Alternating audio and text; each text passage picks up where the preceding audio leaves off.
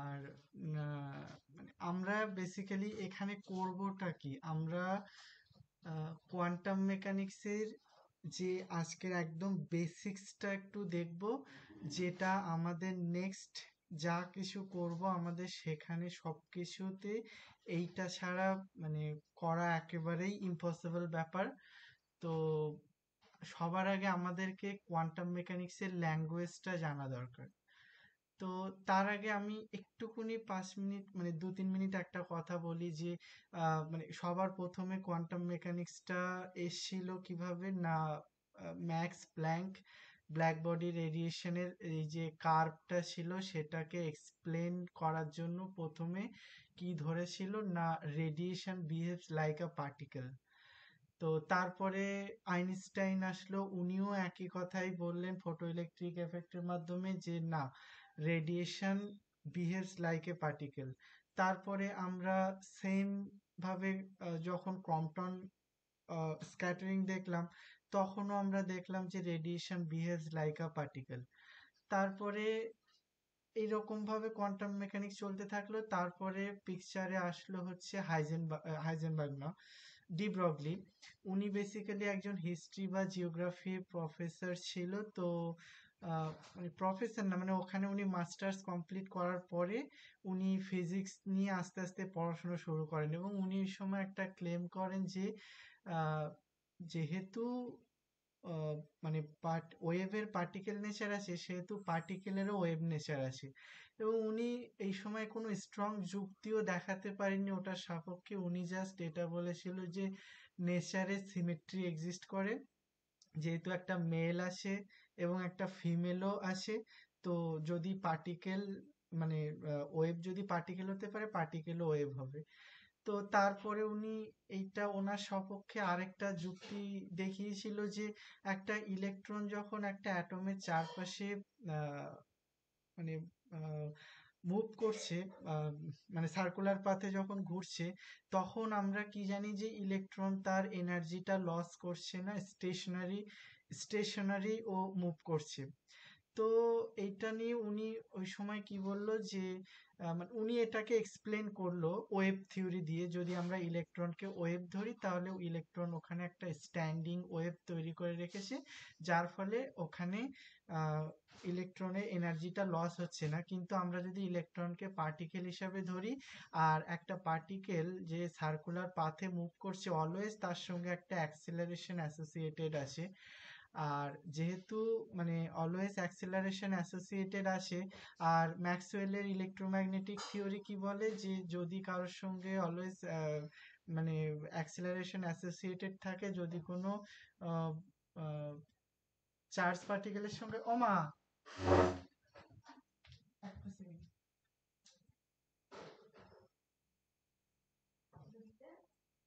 যদি কোনো চার্জ পার্টিকেলের সঙ্গে অ্যাক্সিলারেশন অ্যাসোসিয়েটেড থাকে, তাহলে পরে ও অলওয়েজ রেডিয়েশন এমিট করবে। তো সেটা কি বলবো এখন আমি, তাহলে পরে মানে সরি, তো এবার এটাকে করার জন্য উনি প্রথমে আসলো। তো উনি ডি ব্রগলি থিওরিটা মানে ডুয়াল নেচার থিওরিটা ও বলল। তারপরে ও মানে এইটাকে নিয়ে মানে এটা একটু মজার ব্যাপার, কিন্তু এইটা নিয়ে যখন একটা সেমিনার হচ্ছিল, যে ডি ব্রগলি দিচ্ছিল, সেই জায়গায় ছিল হচ্ছে পল ডিরাক অ্যান্ড শ্রডিঙ্গার। তো ওরা দুজন এটা নিয়ে খুব হাসাহাসি করছিল যে একটা হিস্ট্রি জিওগ্রাফি পড়ার লোক এরকম ভাবে এইটা বলবে আর আমরা এটা মেনে নেব। তো ওই দুজন ঠিক করেছিল যে আচ্ছা আমরা এটাকে চেষ্টা করি এক্সপ্লেন করার।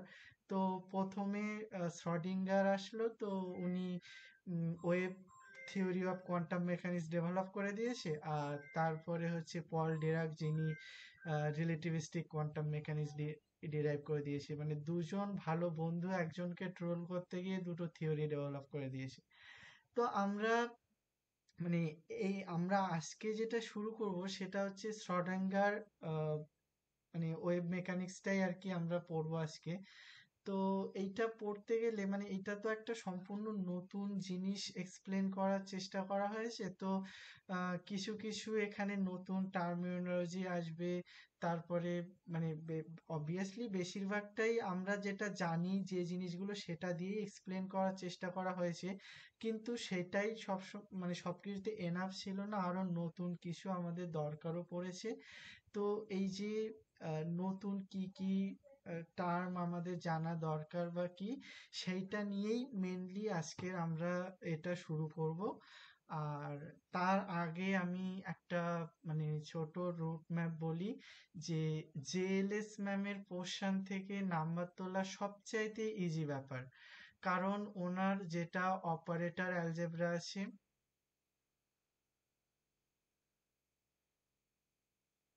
এখান থেকে প্রায় 5 to 10 নাম্বার একদম আসবে, এবং এই জায়গা থেকে নাম্বার তোলাটা একদম ইজি ব্যাপার। এখান থেকে কি, এখানে শুধুমাত্র কমিউটেশন রিলেশন আর নাম্বার 2 হচ্ছে গ্রাম স্মিথ অর্থোগোনালাইজেশন, অ্যান্ড ওইখানে কয়েকটা দু একটা থিওরেম আছে, এর মধ্যে থেকেই কোশ্চেনটা আসবে, একদম জানা জিনিস। তো এইটা কোনো প্রবলেম হবে না। এই অপারেটর অ্যালজেব্রা এটা হলো। নাম্বার 2 হচ্ছে হারমোনিক অসিলেটর। হারমোনিক অসিলেটর থেকে 10 নম্বরের কোশ্চেন একদম আসবে। আর এই 10 নাম্বার আমাদের মানে উম যেন তেন প্রকারেণ এখান থেকে এই 10 নাম্বারটা পেতেই হবে। নাম্বার 3 হচ্ছে spin dynamics and angular momentum algebra. Angular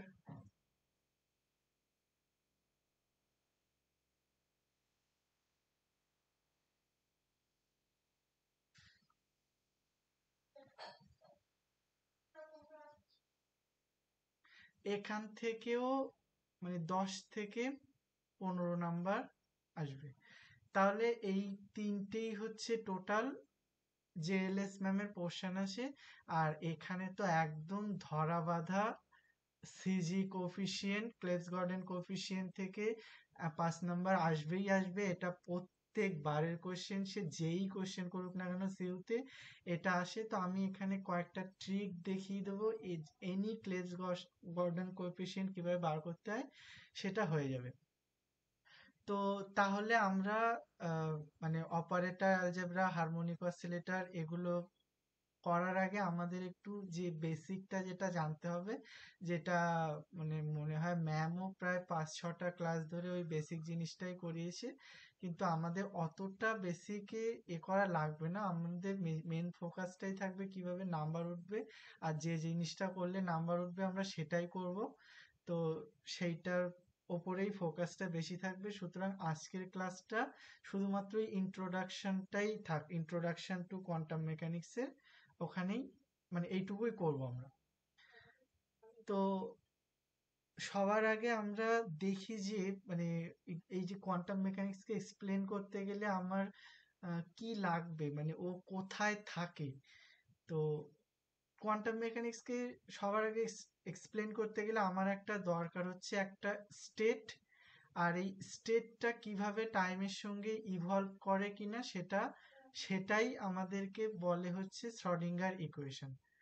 তো আমরা শ্রডিঙ্গার ইকুয়েশন কেন আসলো, কিভাবে আসলো, এগুলো আর মানে এখানে বলবো না কিছু। এটা যখন আমরা অন্য পোর্শনটা পড়বো কোনি সেখানে আমরা দেখবো কিভাবে কি আসছে কিনা, কিভাবে টাইমের সঙ্গে ইভলভ করে সেটা। বাট এখানে আমরা শুধুমাত্র ধরে নিচ্ছি যে কোয়ান্টাম মেকানিক্সের একটা স্টেট আমাদের হাতে আছে। এখন এই স্টেটটাকে আমরা কিভাবে এক্সপ্রেস করতে পারি, এই স্টেটটা থাকে কোথায়। মানে আমাদের এই পৃথিবীতে যেমন আমরা মানুষ আছি, প্রাণী আছি, মানে কুকুর, বিড়াল, মানে অন্যান্য সব প্রাণীরাই এখানে আছি। তো আমরা বেসিক্যালি কোথায় আছি না, আর্থের সারফেসে ঘুরে বেড়াচ্ছি। সিমিলারলি এই যে কোয়ান্টাম মেকানিক্স যে স্টেটটা আছে, এই স্টেটগুলো অ্যাকচুয়ালি আসে কোথায়, এটা আমাদেরকে জানতে হবে। তো এই কোয়ান্টাম মেকানিক্স এই স্টেটগুলো মেনলি যেখানে বাস করে সেই জায়গাটাকে আমরা বলি হিলবার্ট স্পেস। Hilbert space. এখন এই হিলবার্ট স্পেস কি কিরকম কিনা সেটা আমরা বলছি। তার আগে আমরা একটা জিনিস দেখি যে আমাদের এই পৃথিবীতে যে মানুষ প্রাণী পশু প্রাণী যারা যা আছে এক একজনের সঙ্গে এক এক রকম রিলেশন আছে। যেমন কেউ গৃহপালিত পশু মানে কারণ কি তারা বাড়িতে তাদেরকে পোষা হয়। বাকিরা কি আছে যাদেরকে জঙ্গলে বা এরকমই আছে। তো সিমিলারলি আমাদের এই যে স্টেট গুলো যারা হিলবার্ট স্পেসে বাস করে তাদেরও কারো না কারোর সঙ্গে কোনো না কোনো ভাবে কেউ রিলেটেড, একজন আরেকজনের উপর ডিপেন্ডেন্ট, একজন আরেকজনের সঙ্গে হাত মিলিয়ে অন্য আরেকটা ভেক্টর তৈরি করছে। তো এটা তো মানে একটা রিয়েল লাইফ এক্সাম্পল দিয়ে বুঝলাম। তো এবার আমরা দেখি যে actually what is Hilbert space. তো হিলবার্ট স্পেস ইজ নাথিং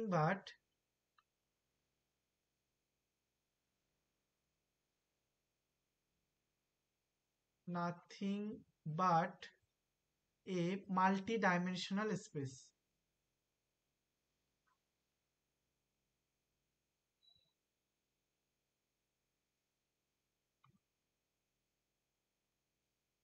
তাহলে আমি যদি আমি এই যে একটা দাগ দিলাম, একটা স্ট্রেট লাইন, এইটা কি? এটাকে আমি বললাম এটা একটা ভেক্টর। তাহলে একটা স্ট্রেট লাইন যাকে আমি একটা ভেক্টর এ দিয়ে রিপ্রেজেন্ট করছি, এই জিনিসটা কি? ইট is A Hilbert space of dimension 1। ঠিক আছে? তাহলে একটা স্ট্রেট লাইন অর একটা ভেক্টর, এটা কি রিপ্রেজেন্ট করে? একটা হিলবার্ট স্পেস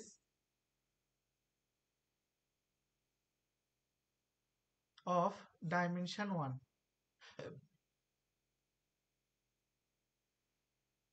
সিমিলারলি আমি যদি বলি যে না, দুখানা ভেক্টর, একটা ভেক্টর এ আর আরেকটা ভেক্টর বি, এরা দুজন মিলে একটা হিলবার্ট স্পেস তৈরি করলো, তখন এইটাকে আমি কি বলবো? না, এটা হচ্ছে একটা Hilbert space of dimension 2। Similarly আমি যদি এটা দেখি,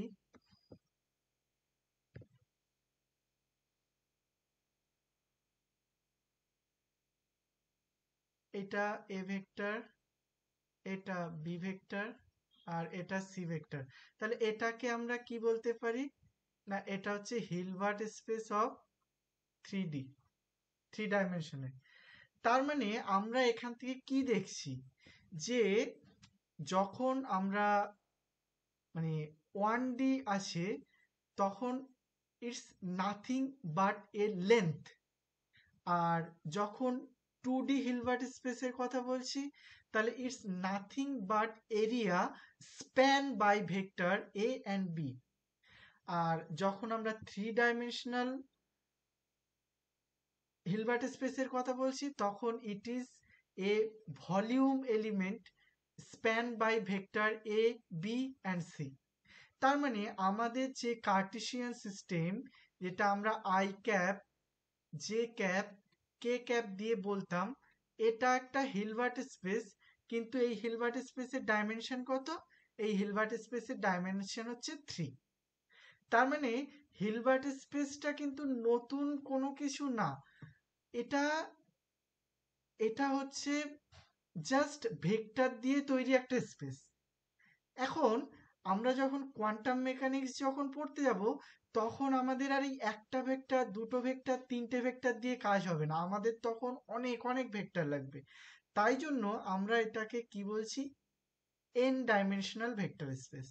কারণ কি আমাদের কোয়ান্টাম মেকানিক্সকে এক্সপ্লেন করতে হলে বা একটা স্টেটকে এক্সপ্লেন করতে হলে আমার এন খানা ডাইমেনশন দরকার পড়বে। তো তো তার মানে তাহলে আলটিমেটলি কি দাঁড়ালো? হিলবার্ট স্পেস মানে হচ্ছে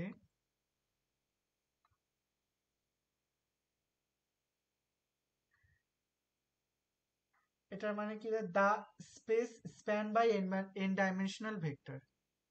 দা স্পেস স্প্যান বাই এন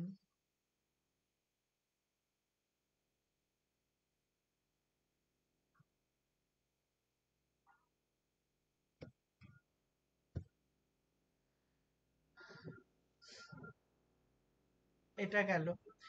আচ্ছা ঠিক আছে, আমরা তাহলে এতক্ষণে কি বললাম না, এই যে ভেক্টর দিয়ে তৈরি, এবং আমরা কি মানে হিলবার্ট স্পেস কি শুধু ভেক্টর দিয়ে তৈরি?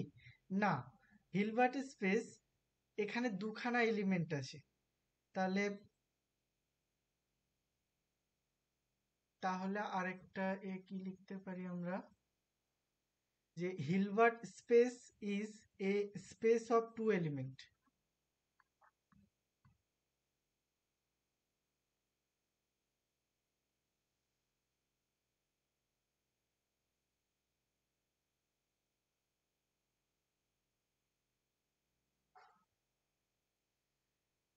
কি কি? নাম্বার ওয়ান হচ্ছে ভেক্টর। আর আমরা কোয়ান্টাম মেকানিক্সে ভেক্টরকে, যেটা আমাদের অর্ডিনারি, আমরা যে ভেক্টর যাদেরকে মানে ভেক্টর যাদেরকে বলি, কোয়ান্টাম মেকানিক্সে আমরা সেই ভেক্টরগুলোকে এভাবে রিপ্রেজেন্ট করি কেট দিয়ে। আমি একটু পরে বলছি কেট জিনিসটা কি। তো বেসিক্যালি আমরা যেটাকে ভেক্টর বলে জানি সেটাই কোয়ান্টাম মেকানিক্সের স্টেট। আর আরেকটা কি, আরেকটা হচ্ছে স্কেলার। এটা কি এ বি সি, এরকম ভাবে, মানে এন এন এন ডাইমেনশনালে আমার এন খানা স্টেট অ্যান্ড এন খানা স্কেলার দিয়ে আমি আমার সমস্ত ভেক্টরকে আমি লিখতে পারি। এবারে এবারে আমার কয়েকটা প্রপার্টি এখানে একটু জানতে হবে। সেটা হচ্ছে প্রপার্টিস অফ হিলবার্ট স্পেস।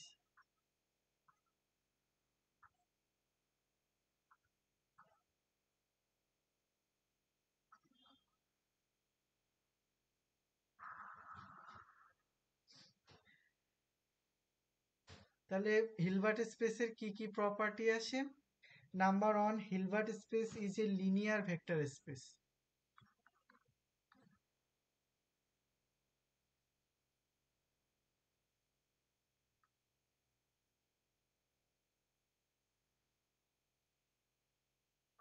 এখন আমরা একটা আমরা গ্রাজুয়েশনে লিনিয়ার মানে লিনিয়ার অ্যালজেব্রা পড়েছি তো।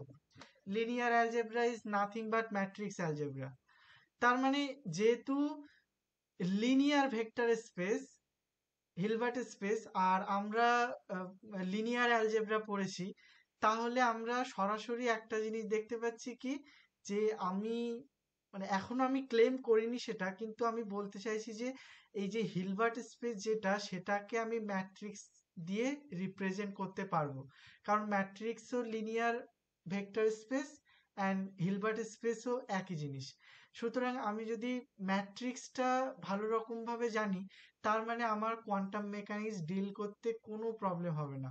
Quantum mechanics is nothing but ম্যাট্রিক্সের অ্যাপ্লিকেশন। শুধুমাত্র ম্যাট্রিক্সে আইগেন ভ্যালু বার করা, আইগেন ভেক্টর বার করা, এই দুটো মানে কয়েকটা জিনিস জানলে পরে কোয়ান্টাম মেকানিক্সের নতুন কিচ্ছু নেই। সব কিছুই ম্যাট্রিক্সের অ্যাপ্লিকেশন হবে এখানে। ঠিক আছে, তাহলে আমরা এটা দেখলাম। আর আর এই এই যে এখানে আছে,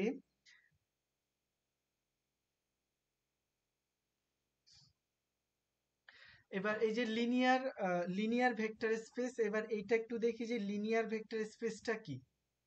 তাহলে linear vector space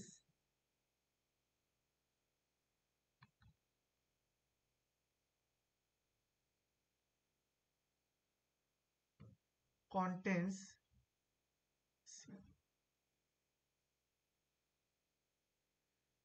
two type of element,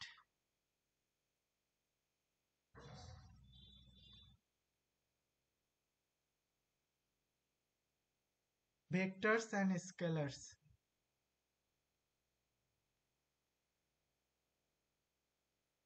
And আচ্ছা, এরা তো দুখানা মানে কোয়ান্টিটি নিয়ে তৈরি, এবং এদের মধ্যে মাত্র দুখানা অপারেশন এক্সিস্ট করে।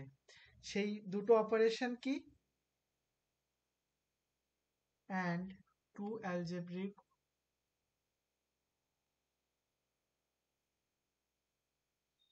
operation, addition and multiplication.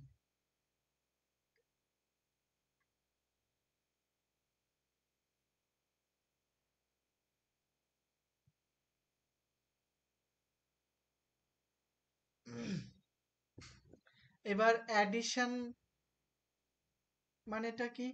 আমি ধরলাম যে আমার কাছে দুখানা স্টেট আছে, একটা হচ্ছে সাই স্টেট আর একটা হচ্ছে ফাই স্টেট।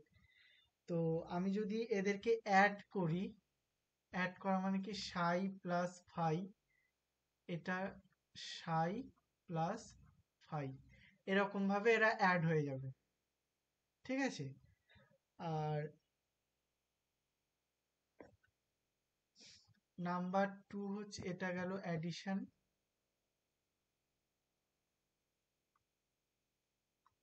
আর নাম্বার টু হচ্ছে, এটা আরেকটা রিলেশন মানে আরেকটা প্রপার্টি এর আছে, সেটা হচ্ছে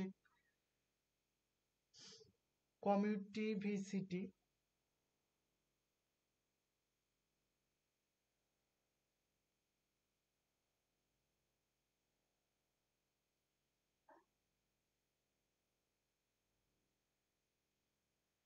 এখানে আমরা কি লিখতে পারি যে একটা স্টেট সাই প্লাস ফাই যদি করি, এইটা ইকুইভ্যালেন্ট টু ফাই প্লাস সাই, মানে কাকে আগে মানে কার সঙ্গে কাকে অ্যাড করলাম সেটা কোনোভাবেই ম্যাটার করে না।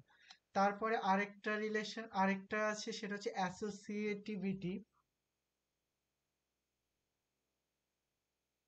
এই জিনিসগুলো মানে কাজে খুব একটা কিছুই লাগবে না, কিন্তু যেহেতু স্যার মানে ইউনিভার্সিটি করিয়েছে, সো একবার আমি একটু খুব তাড়াতাড়ি এটা দেখে নিই, তারপরে আমাদের যেটা যেটা কাজে লাগবে মেন ফোকাস সেখানটায় আমরা আসছি আর কি। তাহলে সেটা যদি হয় psi plus phi plus chi equivalent to psi plus phi plus chi. আর আরেকটা হচ্ছে এক্সিস্টেন্স অফ জিরো ভেক্টর।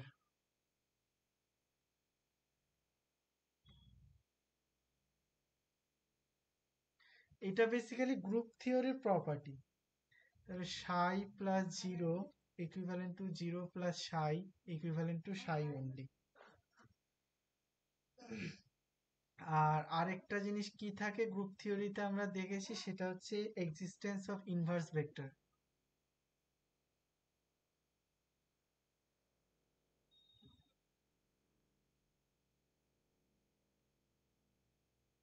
সেখানে কি আছে, সাই plus minus of Sai equivalent to zero, equivalent two কি আছে, minus of Sai plus Sai.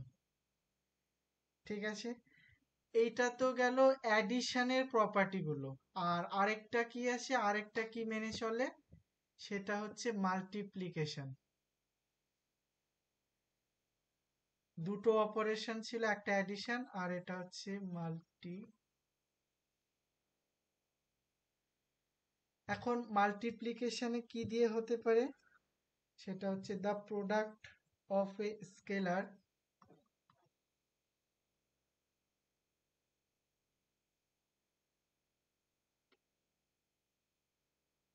With a vector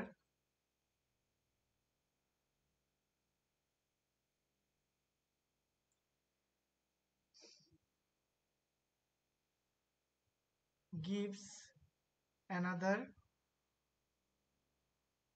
another vector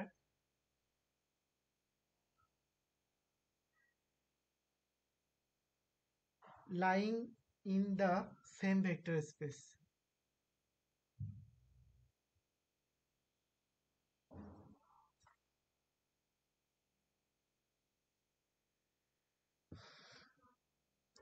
তাহলে আমাদের যদি এই সাই একটা ভেক্টর যে বিলং কোথায় করছে, আমি ধরলাম ভি ভেক্টর স্পেসে আসে, তাহলে আমি যদি এই একে যদি একটা স্কেলার দিয়ে মাল্টিপ্লাই করি, তাহলে সে একই মানে একটা স্কেলার দিয়ে একে মাল্টিপ্লাই করার পরেও সে একই ভেক্টর স্পেসে আসে, মানে আসে বলতে থাকবে এখানে। আর তারপরে আরেকটা যেটা মেনে চলবে, সেটা হচ্ছে ডিস্ট্রিবিউটিভিটি উইথ টিআইএস।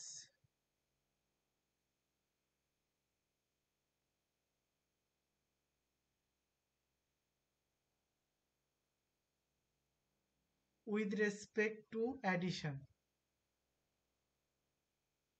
তাহলে এটাকে আমরা কি লিখতে পারি, A into psi plus phi equivalent to A psi plus B phi. ঠিক আছে, আর এখানেও ওই অ্যাসোসিয়েটিভিটি এটাও মেনে চলে। তাহলে অ্যাসোসিয়েটিভিটি উইথ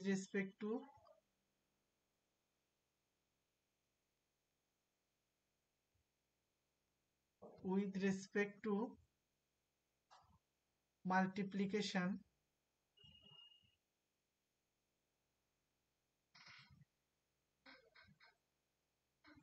অফ স্কেলার। এটা কি আসে, A into B psi equivalent to A B into psi. আর এখানে আরেকটা হচ্ছে এক্সিস্টেন্স অফ ইউনিটি স্কেলার। সেটা কি জিনিস, I into Sai equivalent to Sai into I equivalent to সাই। ঠিক আছে, আর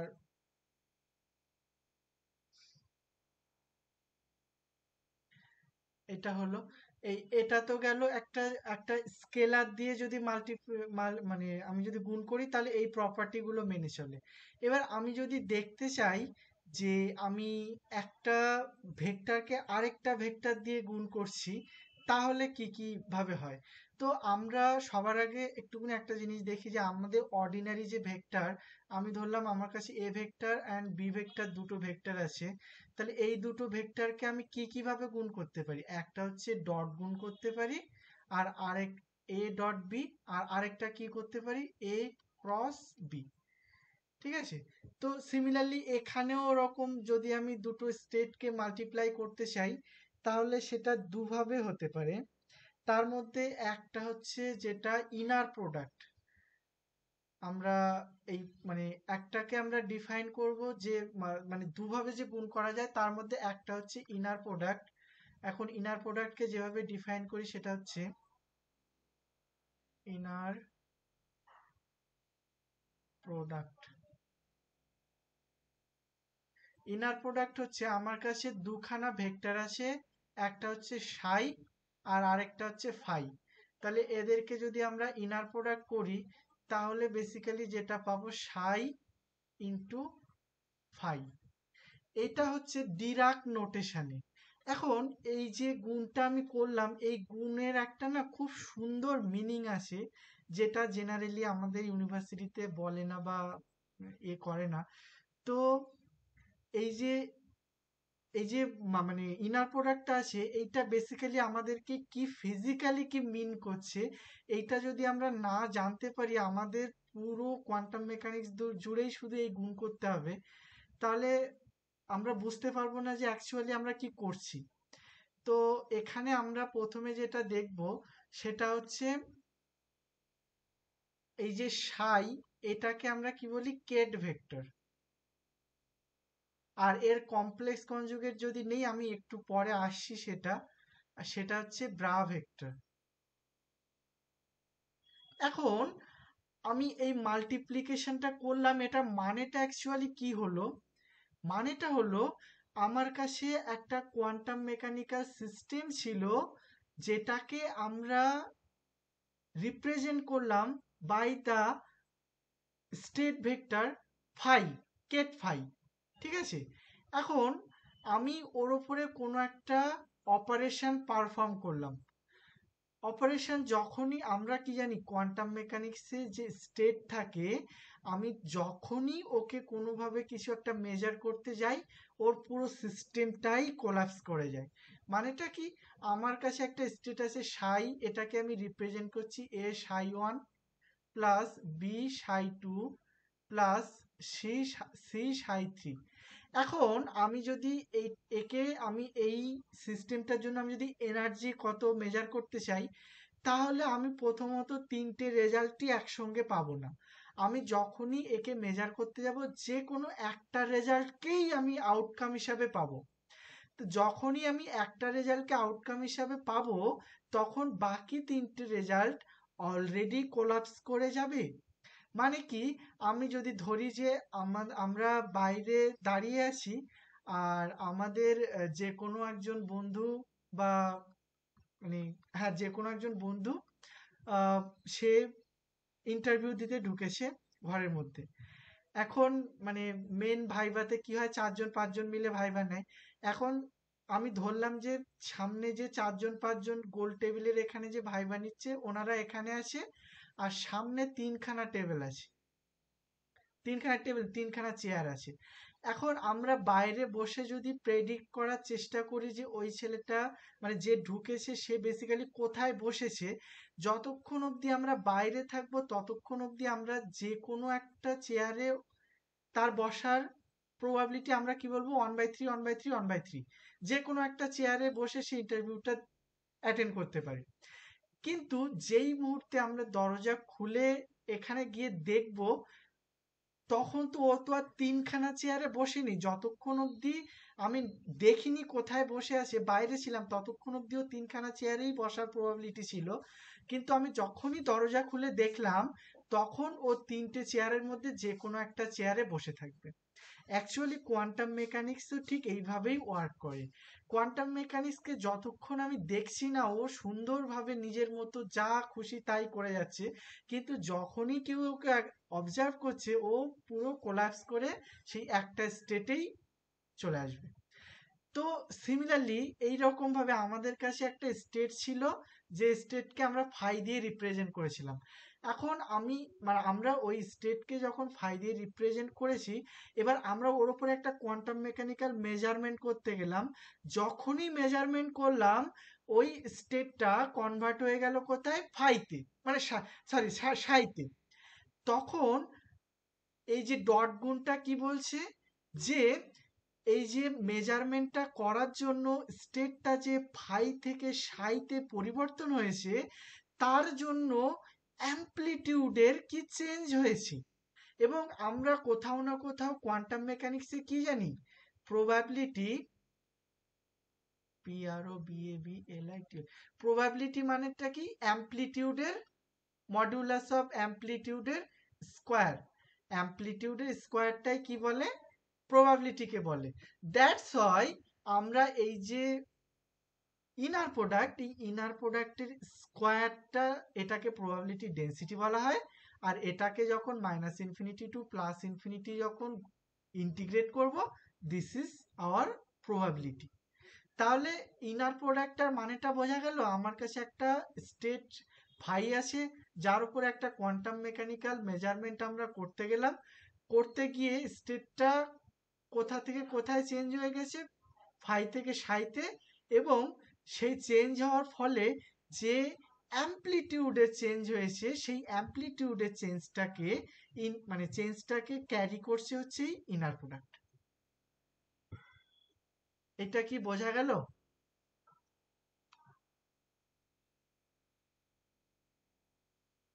হ্যালো?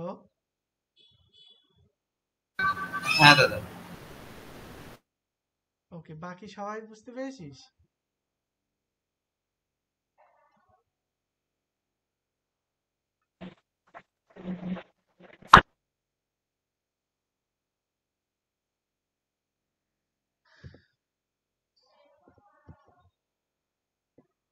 ঠিক আছে।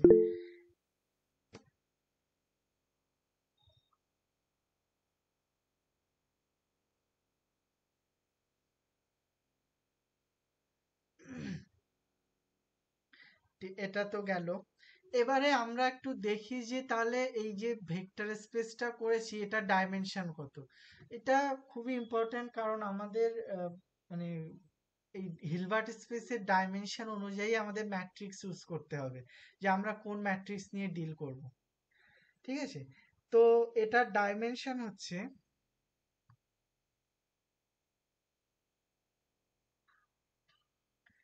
Maximum number of linear independent vectors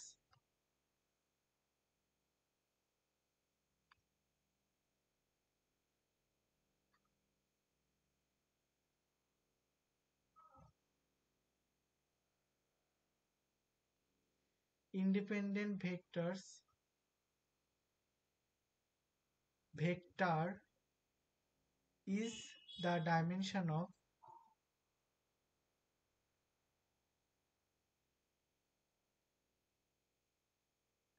the space.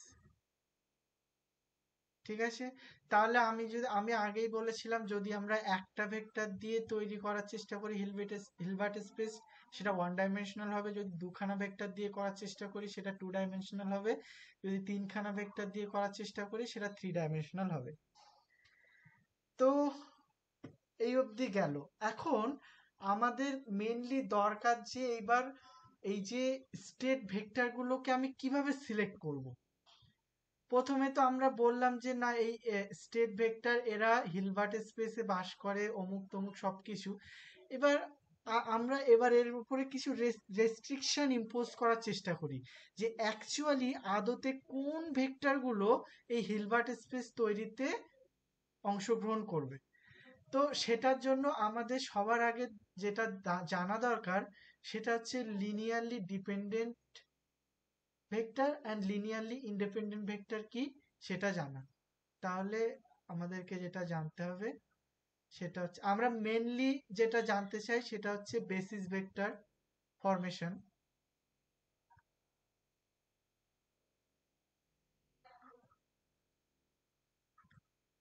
আর এই বেসিস ভেক্টর ফর্ম করতে গেলে আমাদেরকে কি জানা দরকার, linearly dependent and independent vector.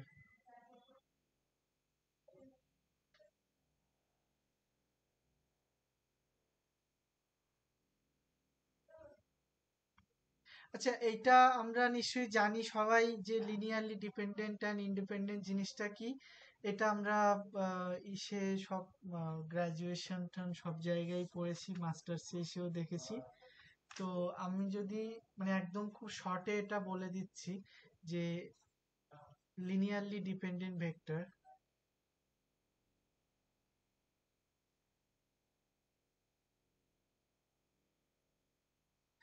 এটাকে আমরা কিভাবে বলি, let we have vectors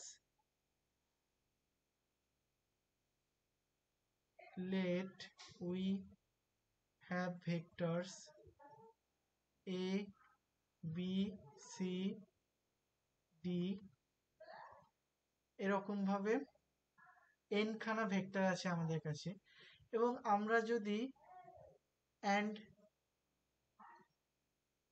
the equation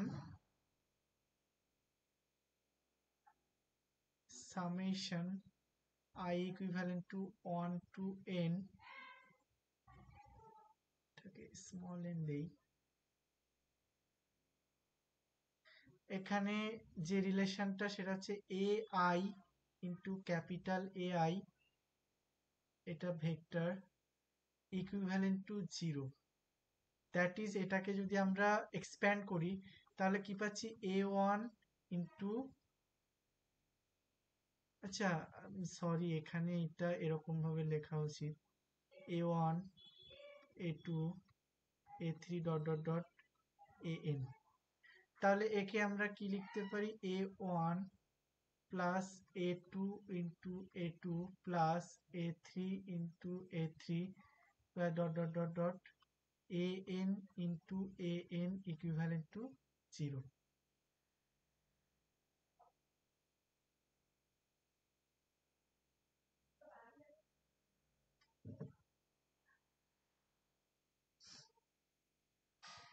এখন এইটাকে আমরা লিনিয়ারলি ইন্ডিপেন্ডেন্ট কখন বলবো,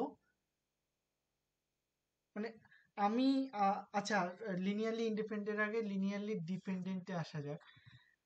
লিনিয়ারলি ডিপেন্ডেন্ট মানেটা কি, যখন একজনের সঙ্গে আরেকজনের কোনো একটা রিলেশন থাকবে।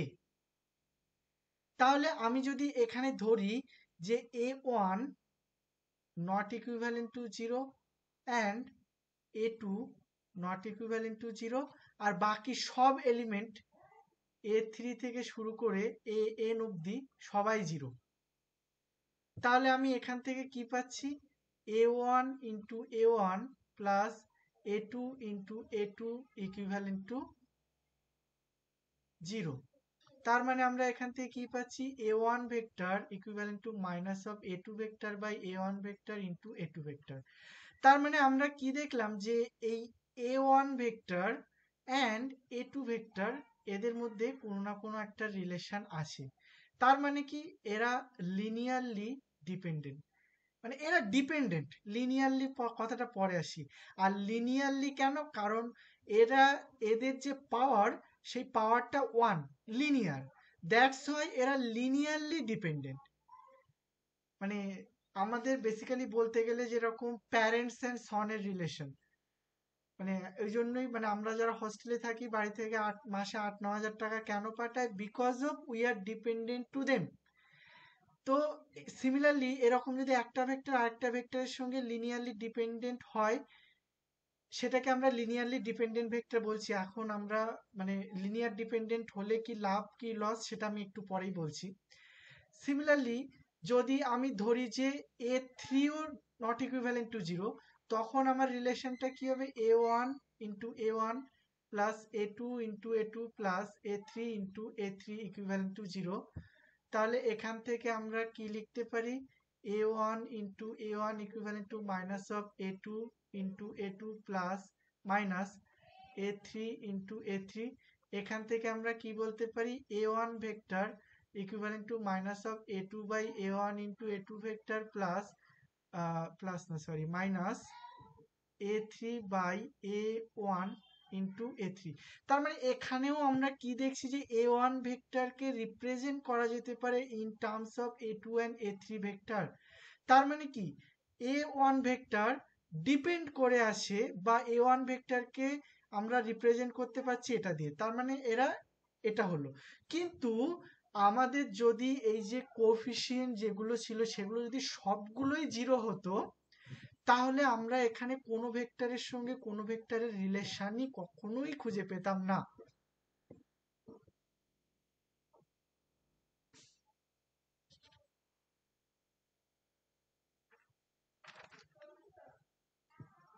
ঠিক আছে, যদি অ্যাটলিস্ট যে কোনো দুখানা কোএফিসিয়েন্ট যদি নন জিরো হয় তাহলে তারা লিনিয়ারলি ডিপেন্ডেন্ট হবে।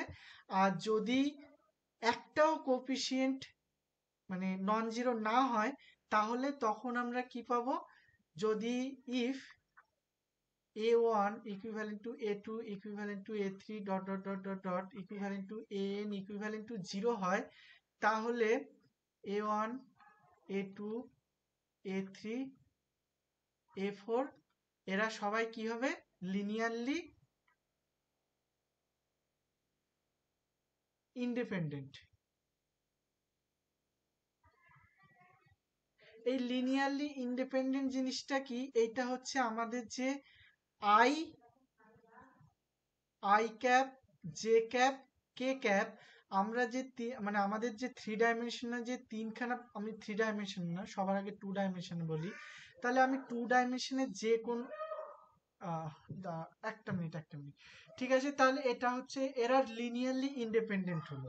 এখন আমাদের আমরা কেন এখানে ইন্টারেস্টেড, সবার আগে এটা বুঝি যে আমরা ইন্টারেস্টেড এই কারণেই যে আমাদের যদি কোনো ভেক্টর লিনিয়ারলি ইন্ডিপেন্ডেন্ট হয় তাহলে সেই ভেক্টরগুলোকে আমি অ্যাজ এ বেসিস ভেক্টর হিসাবে ধরতে পারবো।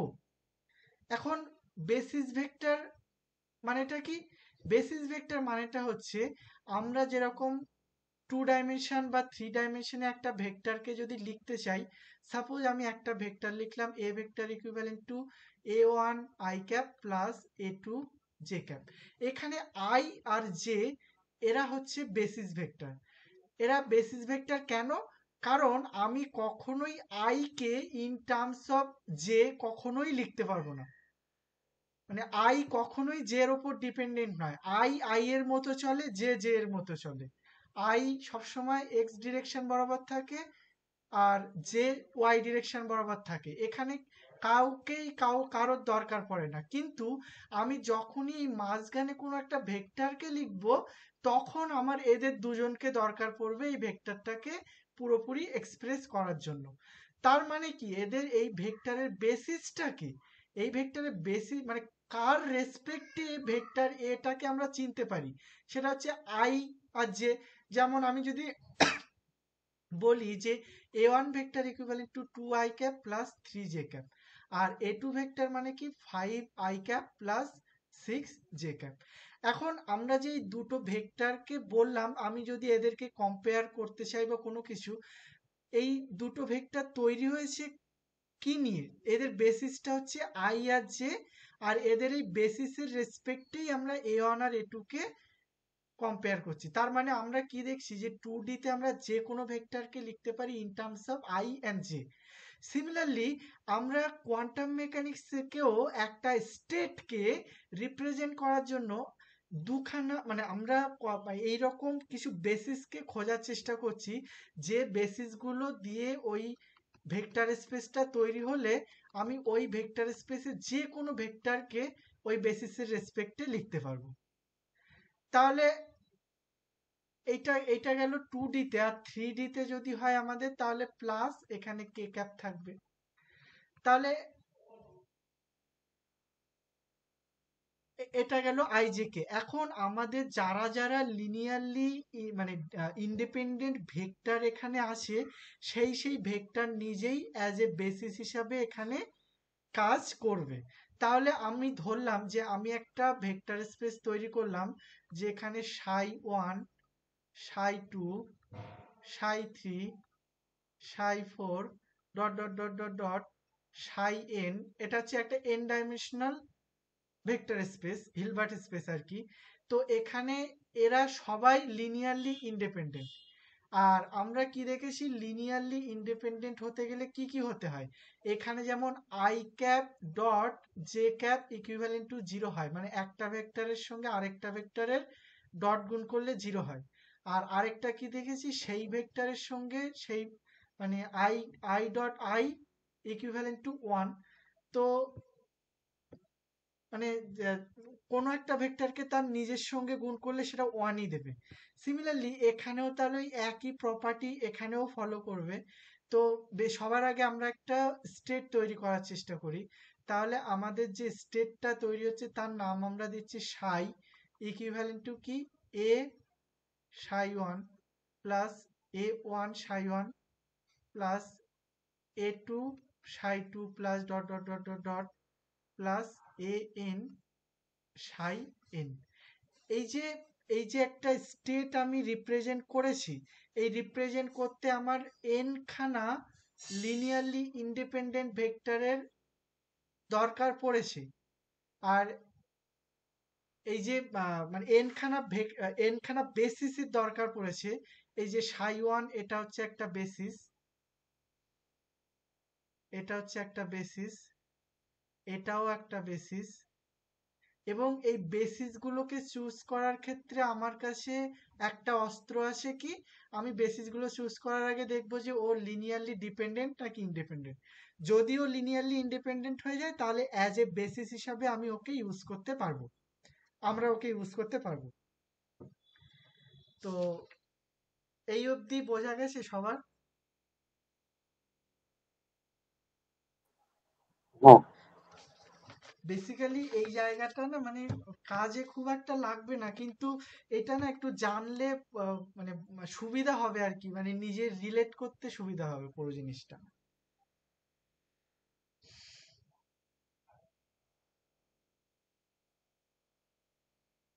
ঠিক আছে।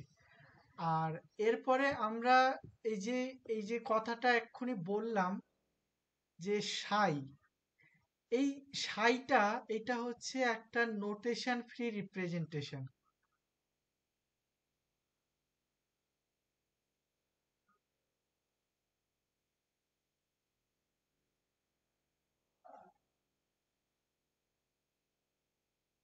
একটা সেকেন্ড একটু।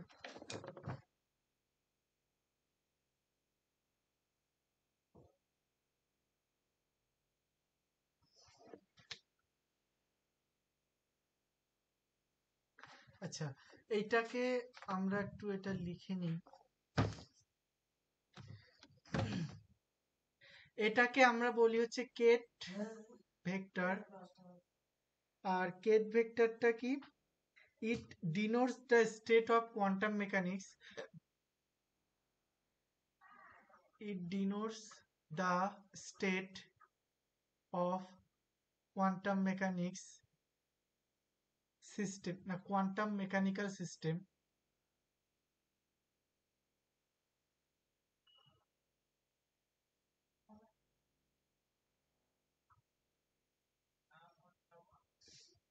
in abstract form,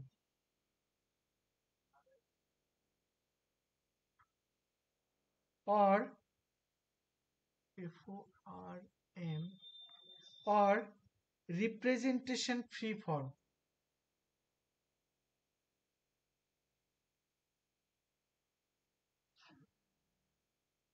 or not in any particular space.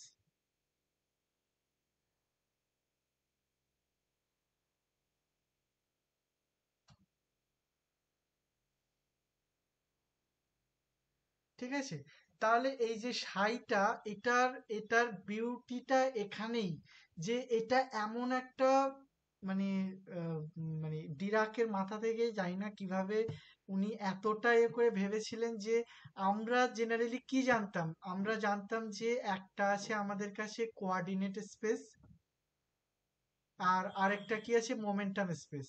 কিন্তু উনি না মানে কোয়ান্টাম মেকানিক্সকে এক্সপ্লেন করার জন্য না মানে মোমেন্টাম স্পেসকে ইউজ করেছিলেন, না কোঅর্ডিনেটকে কোঅর্ডিনেট স্পেসকে ইউজ করেছিলেন। উনি সম্পূর্ণ নতুন একটা আহ, একে মানে নতুন একটা সিস্টেম বা আহ, মানে নতুন একটা সিস্টেমকেই ইউজ করেছিলেন, যেটা একই সঙ্গে মোমেন্টাম স্পেসকেও রিপ্রেজেন্ট করবে এবং এবং কোঅর্ডিনেট স্পেসকেও রিপ্রেজেন্ট করবে।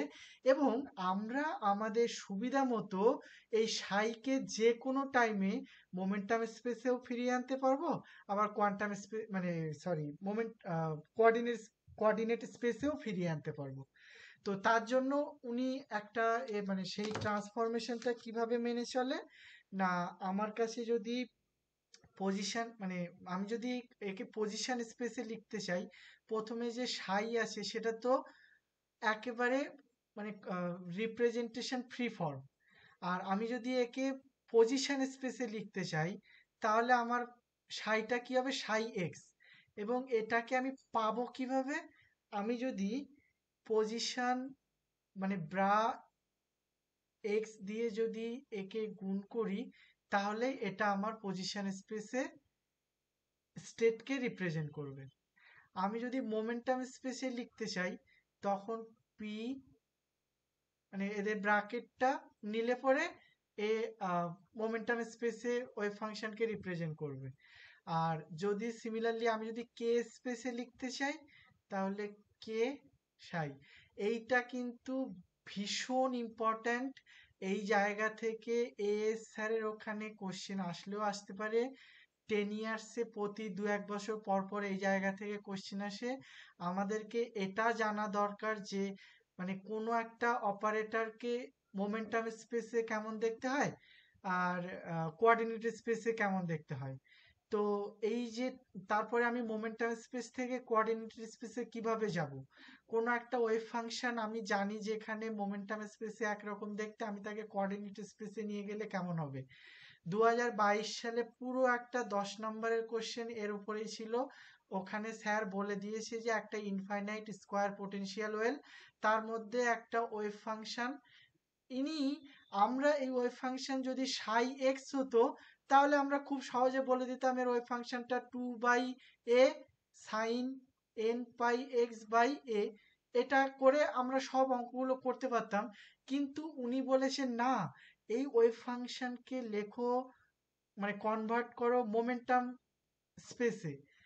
তারপরে গিয়ে উনি বলেছে কোথায় ওই ফাংশনটা ম্যাক্সিমাম হবে, কোন জায়গায় জিরো হবে, অমুক তমুক উনি অনেকগুলো পর ছোট ছোট কোশ্চেন জিজ্ঞেস করেছে। তো এই জায়গাটা কিন্তু খুবই ইম্পর্ট্যান্ট একটা জায়গা, একটা জায়গা থেকে আরেকটা জায়গায় আমরা কিভাবে কনভার্ট করব। তো সেটা আমরা দেখব পরে যখন ওই এএস স্যারের ওই পার্টটা করব। তো এটা হলো, এরপরে আমাদেরকে দেখতে হবে সেটা হচ্ছে এটা গেল কেট ভেক্টর।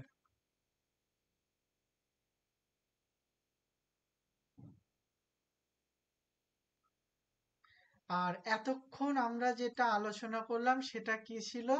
Hilbert space. এবারে আমরা আসব, সেটা হচ্ছে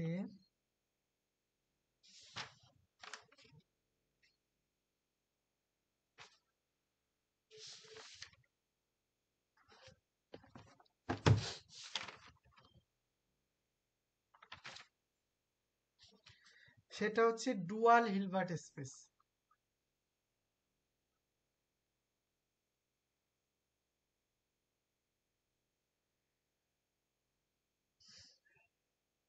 ডুয়াল হিলবার্ট স্পেসটা কি?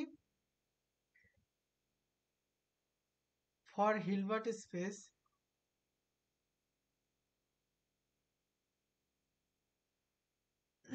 there is associated Hilbert space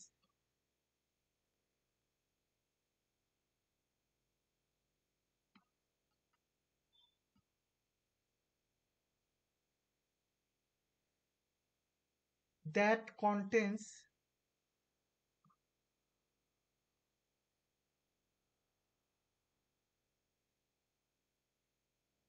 all the bra vectors and complex conjugate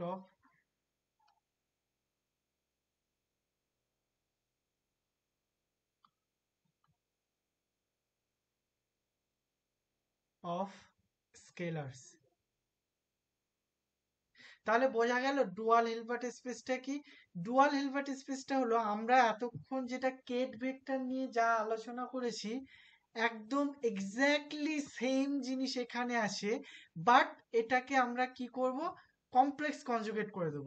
তাহলে আমি যদি এই যে সাই এর যদি কমপ্লেক্স কনজুগেট নেই, এটাকে আমি ধরলাম এ ইন্টু এটা আসে, তাহলে একে আমরা এটাকে কিভাবে রিপ্রেজেন্ট করব? এটা এটা আমি ধরলাম একটা কমপ্লেক্স নাম্বার, তাহলে এটা কি হয়ে যাবে? এটা হয়ে যাবে এ স্টার অ্যান্ড সাইটা এরকম। আচ্ছা, আমি প্রথমে এটাকে বাদ দিলাম, জাস্ট এটাকেই বলি। একে যদি কমপ্লেক্স কনজুগেট করি আমরা যেরকম পাবো সেটা হচ্ছে এই যে, এবং এইটাকে আমরা কি বলছি? Bra vector. ঠিক আছে, তাহলে ডুয়াল মানে হিলবার্ট স্পেসে কারা থাকে? কেট ভেক্টরসরা থাকে। আর ডুয়াল হিলবার্ট স্পেসে কারা থাকে? ব্রা ভেক্টরসরা থাকে। এবং এখানে আমাকে ব্রা ভেক্টরসরা শুধু তো ভেক্টর থাকলে ওখানে হবে না, ওখানে তো আমাকে অ্যাসোসিয়েটেড স্কেলারও থাকতে হবে। তাহলে যারা হিলবার্ট স্পেসে যারা স্কেলার ছিল তাদেরকে আমি যদি ডুয়াল হিলবার্ট স্পেসে নিয়ে যাই তাদেরকে কি করতে হবে? কমপ্লেক্স কনজুগেট করতে হবে। তাহলে আমি ধরলাম আমার কাছে একটা স্টেট আছে ফাই, যেটাকে আমরা রিপ্রেজেন্ট করি এ psi one plus B psi two. এটা হলো কোথায়? হিলবার্ট স্পেসে আসে। এবার এদেরকে আমি যদি পুরোটাই কমপ্লেক্স কনজুগেট করি, মানে দুদিকেই যদি ড্যাগার নেই, তাহলে এটা কিভাবে চেঞ্জ হচ্ছে? না, phi equivalent to bra phi equivalent to A star bra psi one plus B star bra psi two. তার মানে স্কেলার গুলো কমপ্লেক্স কনজুগেট হচ্ছে এবং এখানে এটা এইভাবে চেঞ্জ হচ্ছে।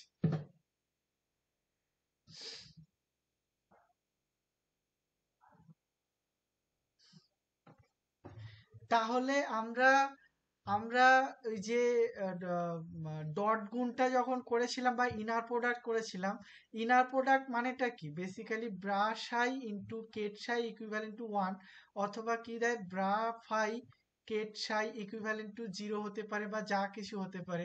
তার মানে আমরা কি দেখেছি? যে যদি কোয়ান্টাম মেকানিক্সে একটা স্টেটের উপরে আমরা কিছু মেজার করতে যাই, ও তখন কিন্তু ওই স্পেস থেকে অন্য স্পেসে কনভার্ট হয়ে যেতে পারে বা যায়ও। ঠিক আছে, তাহলে এটা গেল। এবারে আমরা যেটা দেখব,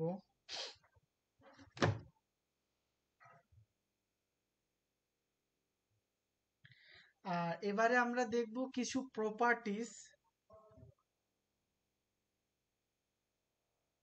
অফ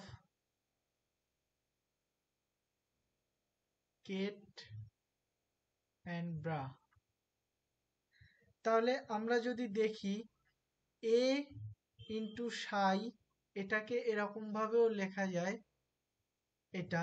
তার মানে আমি একটা স্কেলারকে কেটের মধ্যেও লিখতে পারি গুণ, মানে যদি গুণ বোঝাতে চাই একটা স্কেলার দিয়ে একটা ভেক্টরকে, সেটাকে কেটের মধ্যেও লিখতে পারি, কেটের বাইরেও লিখতে পারি।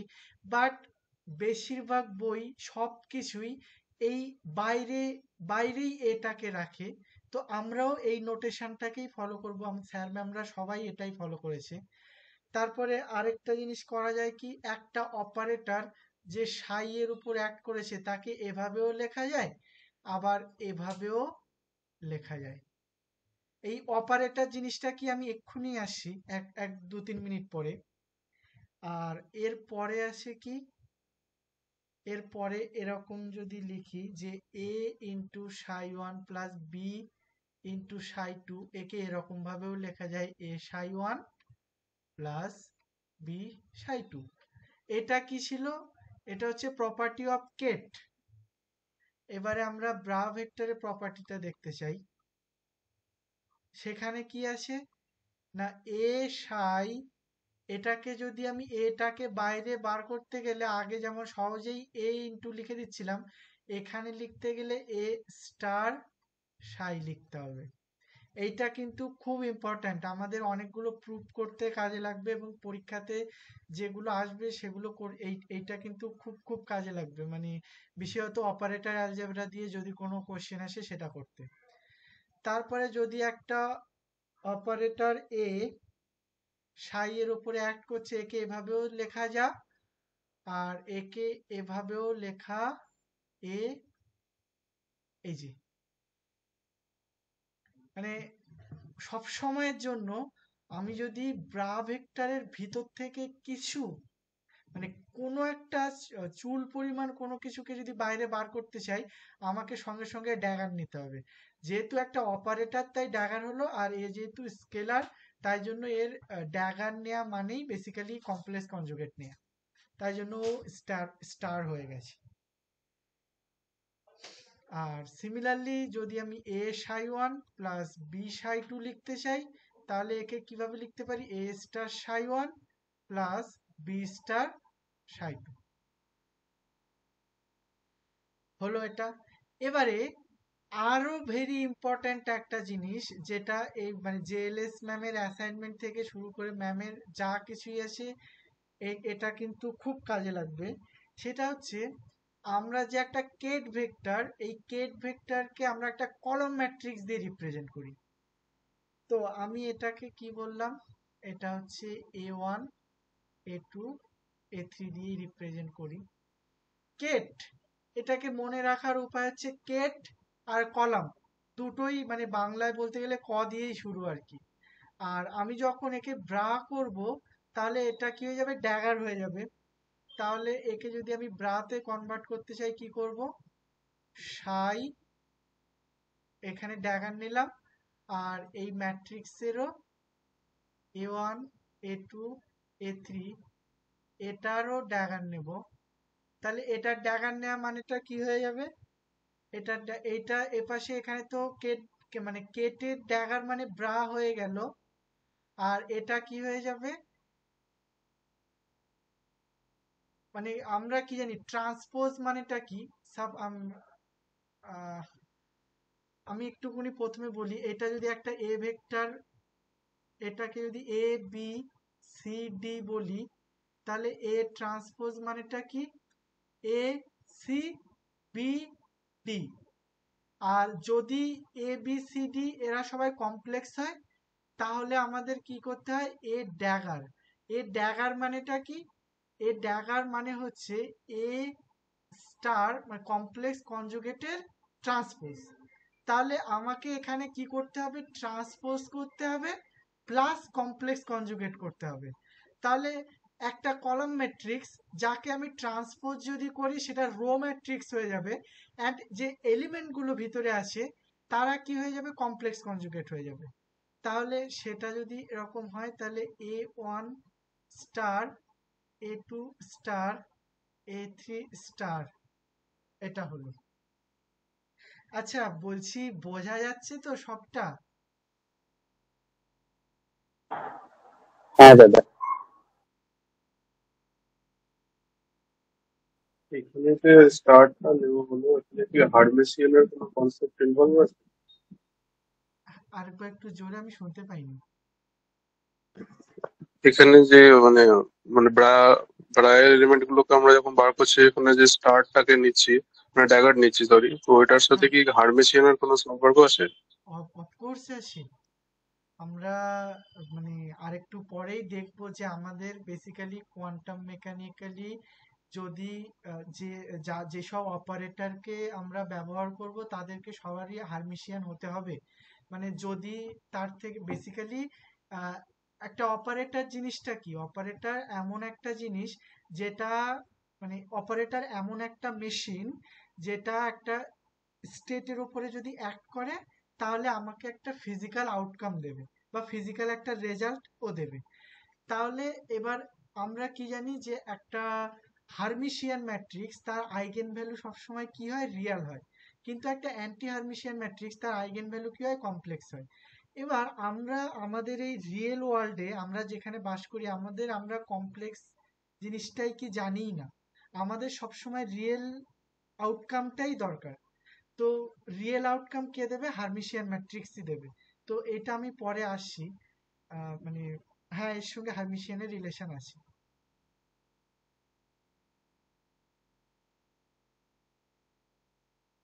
আর কোনো কোশ্চেন আছে কারোর? অ্যাকচুয়ালি আমি মানে নতুন তো আমি ঠিক বুঝতে পারছি না, কাউকেই তো সামনাসামনি দেখিনি বা কি। তো প্লিজ তো মানে সবাই ফ্রিলি কমিউনিকেট করলে আমার সুবিধা হয়। মানে আমার নিজেই আমি একটু ভয়ে আছি আর কি, যেহেতু কাউকে চিনি না বা জানি না বোঝা যাচ্ছে কি না। তো একটু কমিউনিকেট করলে আমি সেই অনুযায়ী নিজেকে ইভলভ করতে পারবো। তো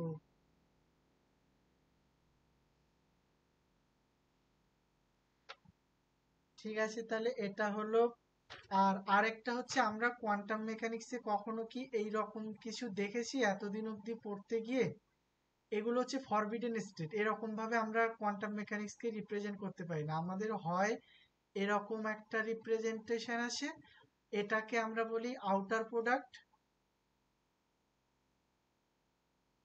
এটা কি জিনিস অপারেটরে গিয়ে আমরা দেখব। আর আরেকটা হচ্ছে ইনার প্রোডাক্ট।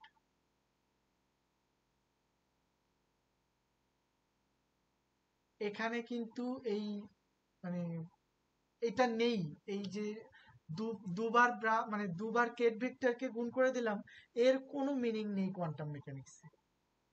ঠিক আছে, এবারে আমরা একটু এতে আসি। সেটা হচ্ছে আমরা দেখলাম যদি আমাদের বেসিস ভেক্টর গুলো লিনিয়ারলি ইন্ডিপেন্ডেন্ট হয়, মানে যার মানে অবভিয়াসলি বেসিস ভেক্টর লিনিয়ারলি ইন্ডিপেন্ডেন্টই ভেক্টর, মানে যারা ইন্ডিপেন্ডেন্ট তাদেরকেই আমরা বেসিস ভেক্টর হিসাবে ইউজ করেছি।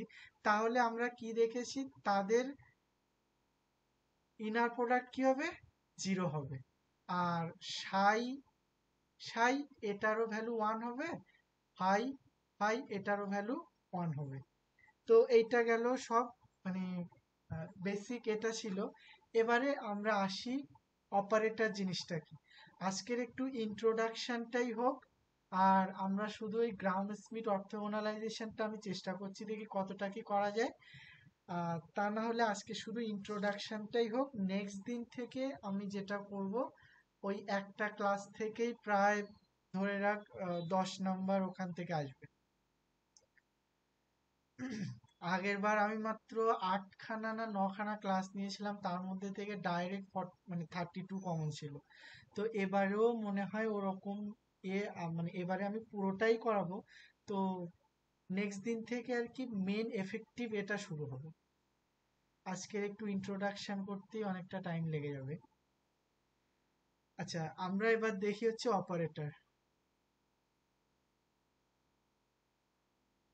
অপারেটরের ডেফিনেশনটা কি?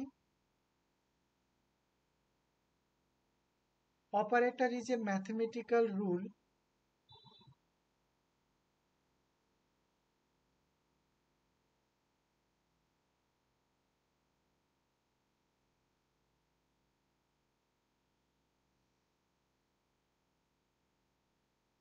that can transform a quantum system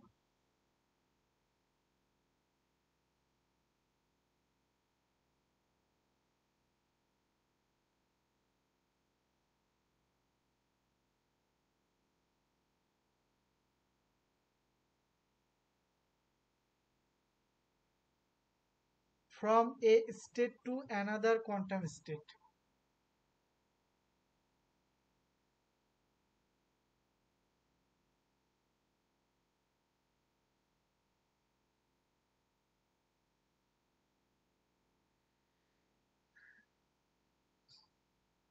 তাহলে আমরা যদি দেখি আমাদের কাছে একটা স্টেট আছে সাই, তার উপরে আমি একটা অপারেটর এ কে অ্যাড করালাম, সেটা কনভার্ট হয়ে গেল ফাইতে।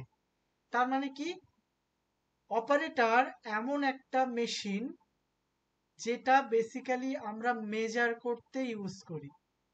এখন কি মেজার করব? আমাদের এই যে ওয়েভ ফাংশন, এটা এমন একটা ব্ল্যাক বক্স, এর কাছে সব কিছু আছে। সবকিছু যখন ওর কাছে আছে, এবার আমার কোনো একটা কিছু ওর থেকে দরকার। মানেটা কি? মানে আমি আমি ওর মোমেন্টাম কি সেটা জানতে চাই, ওর কাছে কত এনার্জি আছে সেটা জানতে চাই, আমি এটা জানতে চাই যে ওর স্পিন কিরকম, আমি এটা জানতে চাই ওর টাইমের সঙ্গে কিভাবে ইভলভ করছে। আমি যা কিছুই জানতে চাই না কেন, ও আমাকে সব রেজাল্ট দেবে। কিন্তু শর্ত একটাই, যে রেজাল্ট আমি অ্যাজ এ আউটকাম হিসাবে চাইবো, তার জন্য সেই মানে একটা পার্টিকুলার অপারেটর দিয়ে আমাকে অপারেট করাতে হবে ওই স্টেটের উপরে। আর আমরা কি বলেছি, কোয়ান্টাম মেকানিক্সে যখনই আমরা কোনো কিছু মেজার করতে যাব, তখন তার সিস্টেমটা যে মানে তার স্টেটটা কোলাপস করে যাবে, এবং যে স্টেটে মানে একটা স্টেট থেকে আরেকটা স্টেটে চেঞ্জ হয়ে যাবে। তাহলে এই এই ডেফিনেশনটা একদম একই কথাই বলছে তো, যে একটা অপারেটর যে সাইয়ের উপরে অ্যাক্ট করে কিছু একটা মেজার করার চেষ্টা করলেই, যখনই চেষ্টা করলো তখন ও ফাইতে চেঞ্জ হয়ে গেল। ঠিক আছে? তাহলে এইটা কখন ঘটে? এটা আমরা একটু লিখে রাখি। It happens when psi is not a eigenstate of a cap operator। এইটা কখন একটা স্টেট থেকে আরেকটা স্টেটে চেঞ্জ হয়ে যায়? যখন এ ক্যাপ এই অপারেটরটা। আচ্ছা, তার আগে আমরা একটা কথা বলি। মানে আমরা এটা ছোটবেলা থেকে শুনে আসছি না, যে matrix is nothing but operator.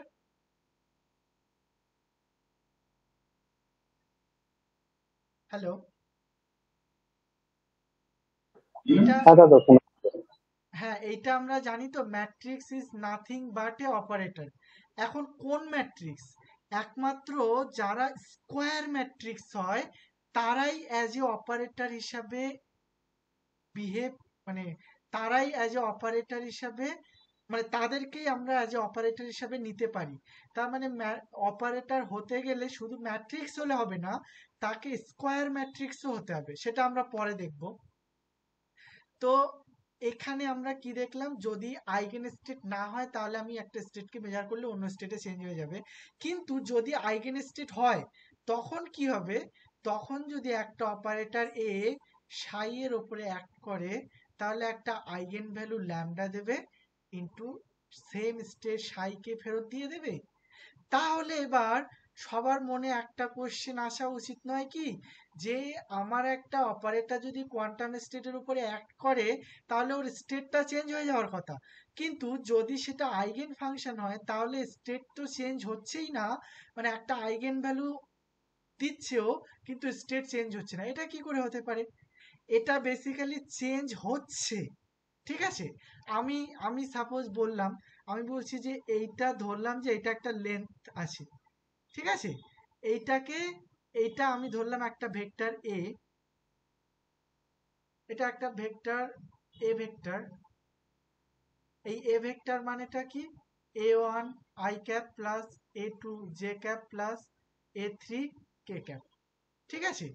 এখন আমি যদি দেখি যে এই ভেক্টরটাকে আমি কোয়ান্টাম মেকানিক্যালি, মানে আমি যখনই এর উপরে একটা অপারেট করালাম, আমি সাপোজ এ অপারেটরটাকে এই এ ভেক্টরের উপরে মানে এটা এইভাবে কেউ, মানে আমি জাস্ট এটা এক্সাম্পলের জন্য বলছি যাতে সবাই একটা ফিল পাওয়া যায় এখানে কি হচ্ছে। তাহলে এটা কি দিল, বেসিক্যালি ল্যামডা ইনটু এ ভেক্টরকে ফেরত দিল।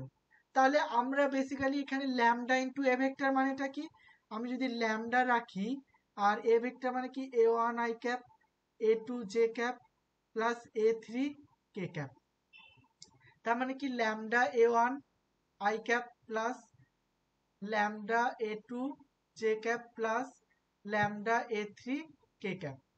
তার মানে আমি যদি ধরলাম যে ল্যামডার ভ্যালুটা 3, ঠিক আছে, তাহলে ল্যামডার ভ্যালুটা যদি 3 ধরি তাহলে 3 টাইমস এ ভেক্টর হয়ে গেল। তার মানেটা কি, 3 টাইমস এ ভেক্টর মানে কি এ ভেক্টরের তো একটা লেন্থ ছিল, আমি যদি এ ভেক্টরের মড নিই, আমি ধরলাম এটা 5 সেন্টিমিটার ছিল, তাহলে 3 টাইমস এ ভেক্টর মানে কি সেটা 15 সেন্টিমিটার হয়ে গেছে। তার মানে কি আমি বেসিক্যালি যখনই কোয়ান্টাম মেকানিক্যাল মেজারমেন্টটা এর উপরে করলাম, তখন যে ভেক্টরটার লেন্থ 5 সেন্টিমিটার ছিল সে ভেক্টরটা এখন কত সেন্টিমিটার হয়ে গেছে, 15 সেন্টিমিটার বড় হয়ে গেছে। তার মানে এখানেও স্টেটে চেঞ্জ হয়ে গেছে, কিন্তু চেঞ্জ হওয়ার পরে আমি ওটাকে, যে চেঞ্জ হয়েছে মানে চেঞ্জ ইনটু আবার সেম ভেক্টরের মানে সেম স্টেট হিসাবেই লিখতে পাচ্ছি। বেসিক্যালি এখানেও চেঞ্জ হয়েছে, কত গুণ চেঞ্জ হয়েছে সেটা হচ্ছে আইগেন ভেক্টর সেই চেঞ্জটাকে ডিনোট করছে। বোঝা গেল?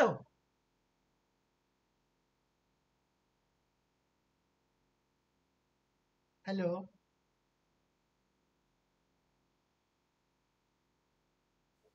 হ্যাঁ দাদা।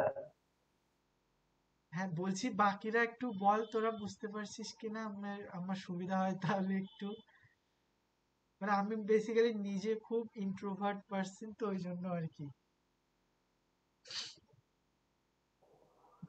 বাকিরা একটু রেসপন্স কর, দেখ আজকে তোরা নতুন তো, এবার দাদাও তোদের অতটা চেনে না।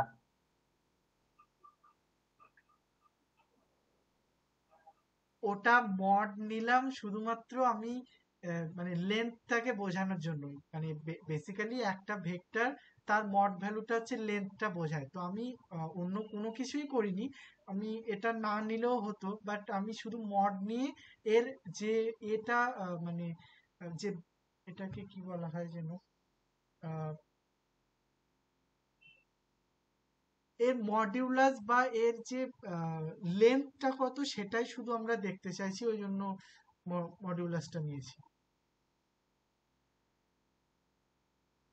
আর তাহলে এটা গেল অপারেটরের এটা, আমরা একদম ইন ডিটেলস এটা আরেকটু মানে নেক্সট দিন থেকে করব, আজকের আমরা শুধুমাত্র প্রপার্টি গুলো একটুখানি দেখে নিই।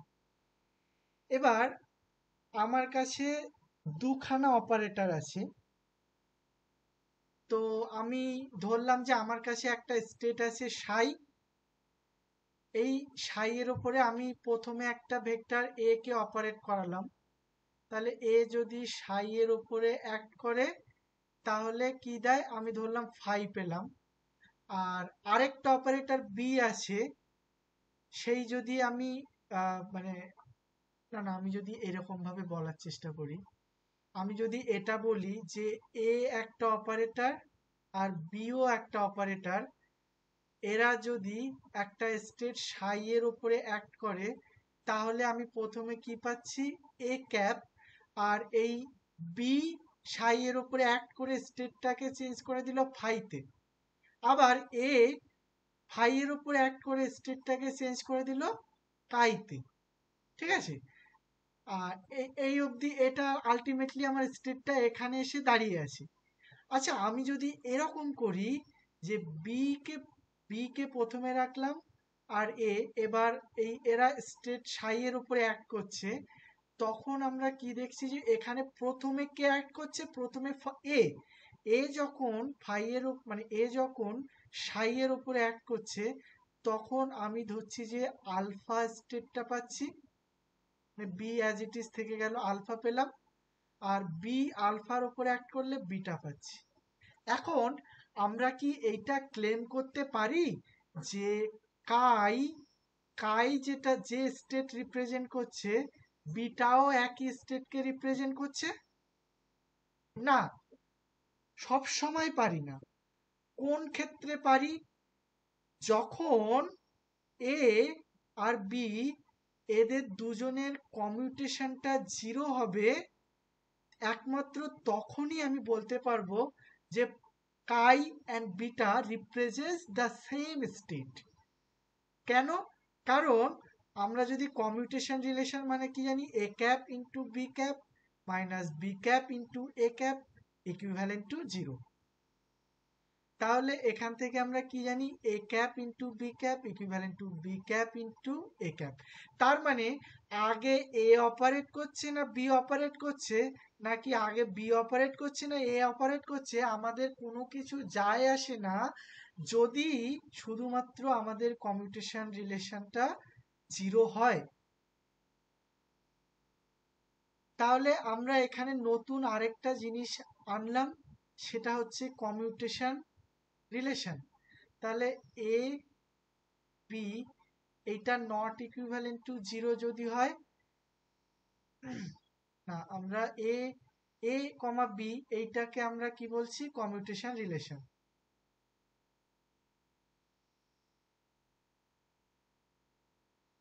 জেএলএস ম্যামের 30-40% জিনিস এই কমিউটেশন রিলেশনের ওপরেই দাঁড়িয়ে আছে।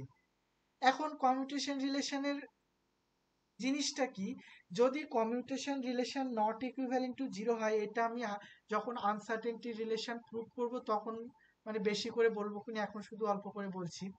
যদি নট ইকুইভ্যালেন্ট টু 0 হয় কমিউটেশন রিলেশনটা, তাহলে আমরা এ অ্যান্ড বি একে সাইমালটেনিয়াসলি মেজার করতে পারবো, এবং কে আগে অপারেট করছে কে পরে অপারেট করছে কোনো কিছু ম্যাটার করবে না। কিন্তু যদি এ আর বি এরা দুজন যদি কমিউট করে, তাহলে পরে আমাদের মানে সাইমালটেনিয়াসলি এদেরকে মেজার করতে পারবো। এবং আরো আরেকটা মজার বিষয় আছে যে এ আর বি এরা যদি কমিউট করে, তাহলে এদের একটা কমন আইগেন বেসিস ভেক্টর থাকবে। তার মানেটা কি? আমি যদি বলি যে এ একটা অপারেটর মানেটা কি, nothing but A square matrix. ঠিক আছে, তাহলে এ একটা স্কোয়ার ম্যাট্রিক্স যেটা একটা অপারেটর, বি সেও একটা স্কোয়ার ম্যাট্রিক্স,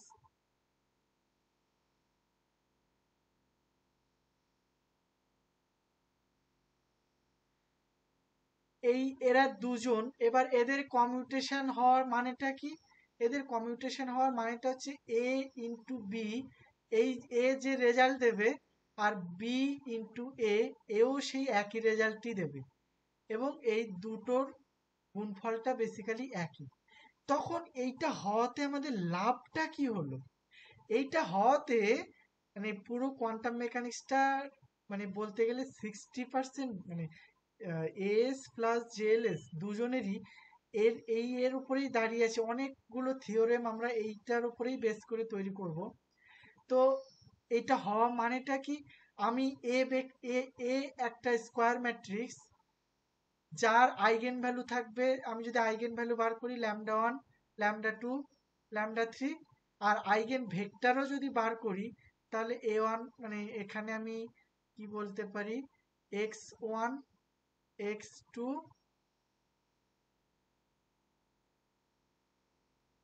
x3। ঠিক আছে, আর বি এরও আইগেন ভ্যালু যদি থাকে λ2 ল্যামডা না, এটা ধরলাম α1 α2 α3, আর এর যদি আইগেন স্টেট যেগুলো আছে সেটা আমি ধরলাম y1 y2 y3। এবার যদি এরা কমিউট করে তাহলে এদের একটা কমন আইগেন বেসিস থাকবে। কমন আইগেন বেসিস মানেটা কি, এদের যে তিনটে আইগেন বেসিস আছে এদের মধ্যে যে কোনো একটা বা সবগুলোও হতে পারে, অ্যাটলিস্ট যে কোনো একটা সিমিলার হবে। তার মানে আমি ধরলাম যে যেহেতু এরা কমিউট করেছে সুতরাং তিনটে আইগেন ভেক্টর এর মানে আলাদা হবে না। দুজনের তিনটে যে আইগেন ভেক্টর আছে তিনটেই যে আলাদা হবে সেটা না, অ্যাটলিস্ট একটা আইগেন স্টেট কমন থাকবে। সেটা হচ্ছে x3টা আমি ধরলাম দুজনের সেম, তিনটেও কমন থাকতে পারে। এই বি এর আইগেন ভ্যালু তিনটেই x1 x2 x3ও হতে পারে, বাট মিনিমাম একটা অন্তত আইগেন স্টেট কমন থাকবে। আর যদি মিনিমাম একটা কখন থাকবে, যদি λ1 λ2 λ3 আর α1 α2 α3 মানে এরা যদি ডিজেনারেট হয় তাহলে মিনিমাম একটা থাকবেই, আর নন ডিজেনারেট হলে তিনটেই থাকতে পারে। বাট আমি ডিজেনারেট নন ডিজেনারেট বলছি না, যদি এরা কমিউট করে এদের যে কোনো একটা আইগেন স্টেট কমন থাকবেই থাকবে। ঠিক আছে, এগুলো গেল।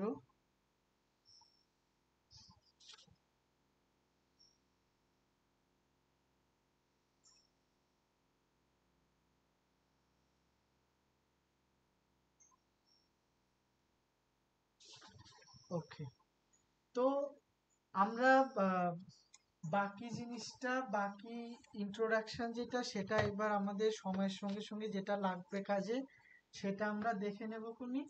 এবারে আমরা একটা এসে একটু আসি, সেটা হচ্ছে আমরা যদি একটা ম্যাট্রিক্সকে দেখি, সেই ম্যাট্রিক্সটা আমি ধরলাম একটা ম্যাট্রিক্স এ ম্যাট্রিক্স, সেটা a1 a2 a3 a4 a5 a6 a7 a8 a9। এটা একটা ম্যাট্রিক্স, এ একটা অপারেটরকেও রিপ্রেজেন্ট করে, কারণ every square matrix is a operator. তাহলে আমরা যদি এর আইগেন ভ্যালু বার করি, কি কি আইগেন ভ্যালু থাকতে পারে, λ1 λ2 λ3। আর আইগেন ভেক্টর যদি আমি বার করি তাহলে আলফা বিটা গামা, তিনখানা আইগেন ভেক্টর এখানে আছে। এখন যদি আলফা মানে এই যে আইগেন ভ্যালু যেটা পেলাম সেটা তো সবসময় যে তিনটে নন মানে তিনটেই যে ডিস্টিংক্ট হবে এমন কোনো কথা নেই। যদি তিনখানা আইগেন ভ্যালু ডিস্টিংক্ট হয় তাহলে আলফা বিটা গামা এরা একজন আরেকজনের অর্থগোনাল হবে। ঠিক আছে, মানে অর্থগোনাল হওয়া মানেটা কি, আমি যদি আলফা ইন্টু বিটা করি 0 পাবো, বিটা ইন্টু গামা করলে 0 পাবো, গামা ইন্টু আলফা করলে 0 পাবো। তার মানে আমি কি দেখছি যে একটা অপারেটর যার তিনখানা আইগেন ভ্যালুই ডিস্টিংক্ট, তাহলে তার করেসপন্ডিং যে আইগেন ভেক্টর তিনটে পাবো, সেই তিনখানা আইগেন ভেক্টর দিয়ে আমরা মানে সেই তিনখানা আইগেন ভেক্টরকেই আমরা বেসিস হিসাবে ব্যবহার করতে পারবো। কেন? কারণ তারা লিনিয়ারলি ইন্ডিপেন্ডেন্ট। লিনিয়ারলি ইন্ডিপেন্ডেন্ট কেন? কারণ একজনের সঙ্গে আরেকজনকে যদি আমরা গুণ করি তাহলে সে আমাদেরকে 0 রেজাল্ট দেবে। তার মানে আমি যদি কোনো একটা অপারেটর যার তিনখানা আইগেন ভ্যালুই ডিস্টিংক্ট হয়, তাহলে ওর যে তিনখানা আইগেন ভেক্টর পাবো সেই তিনটে আইগেন ভেক্টরকেই অ্যাজ এ বেসিস হিসাবে এখানে ব্যবহার করতে পারবো। বল এই কমেন্টটা তোরা বুঝতে পারলি কিনা? দাদা এটা আরেকবার বলো। মানে আমরা কি বলেছিলাম যে যদি কোনো ভেক্টর লিনিয়ারলি ইন্ডিপেন্ডেন্ট হয় তাদেরকেই বেসিস ভেক্টর হিসেবে ব্যবহার করতে পারবো। ঠিক আছে, হ্যালো, হ্যাঁ হ্যাঁ, তাহলে ধর আমার কাছে একটা অপারেটর এ আছে, যাকে যে একটা 3x3 ম্যাট্রিক্স স্কোয়ার ম্যাট্রিক্স, তার তিনখানা আইগেন ভ্যালু আমি ধরলাম তিনটেই ডিস্টিংক্ট।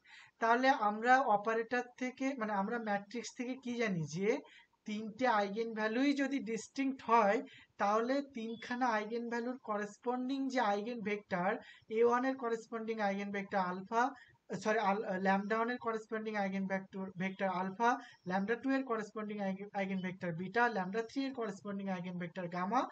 এই যে তিনখানা আইগেন ভেক্টর পাবো এরা অর্থগোনাল, মানে একজনের সঙ্গে আরেকজনকে গুণ করলেই জিরো হয়ে যাবে। মানে আলফা ইন্টু বিটা যদি করি জিরো, বিটা ইন্টু গামা যদি করি জিরো, গামা ইন্টু আলফা যদি করি জিরো।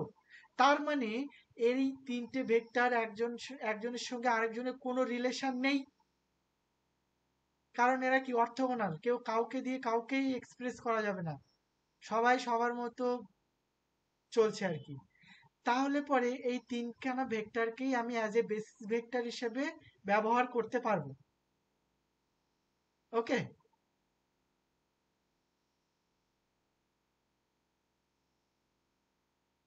হ্যালো,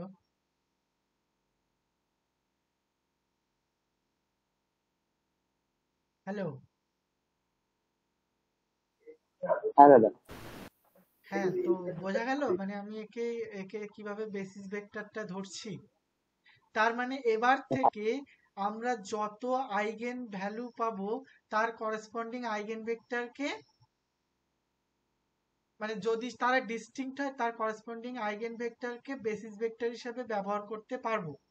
ঠিক আছে, এইটার উপরে অ্যাসাইনমেন্টে কিন্তু অনেকগুলো প্রবলেম আছে ম্যামের অ্যাসাইনমেন্টে। ওকে, এবারে আমি ধরলাম যে দুখানা আইগেন ভ্যালু সেম, মানে কি lambda one, lambda one, lambda two. তাহলে এইবার আমি যে আইগেন ভ্যালু আইগেন ভেক্টর যেটা পাবো, ল্যামডা ওয়ান এর corresponding eigen vector alpha, lambda one এর করেসপন্ডিং আইগেন ভেক্টর আলফা, আর ল্যামডা টু এর করেসপন্ডিং ভেক্টর বিটা। এখন আমরা কি এইটা মানে যখনই যখনই ডিজেনারেট আইগেন ভ্যালু পেলাম তখন তার করেসপন্ডিং যে আইগেন ভেক্টর আছে আমরা কখনোই এটা ক্লেম করতে পারি না যে এরা দুজন একজন আরেকজনের অর্থগোনাল।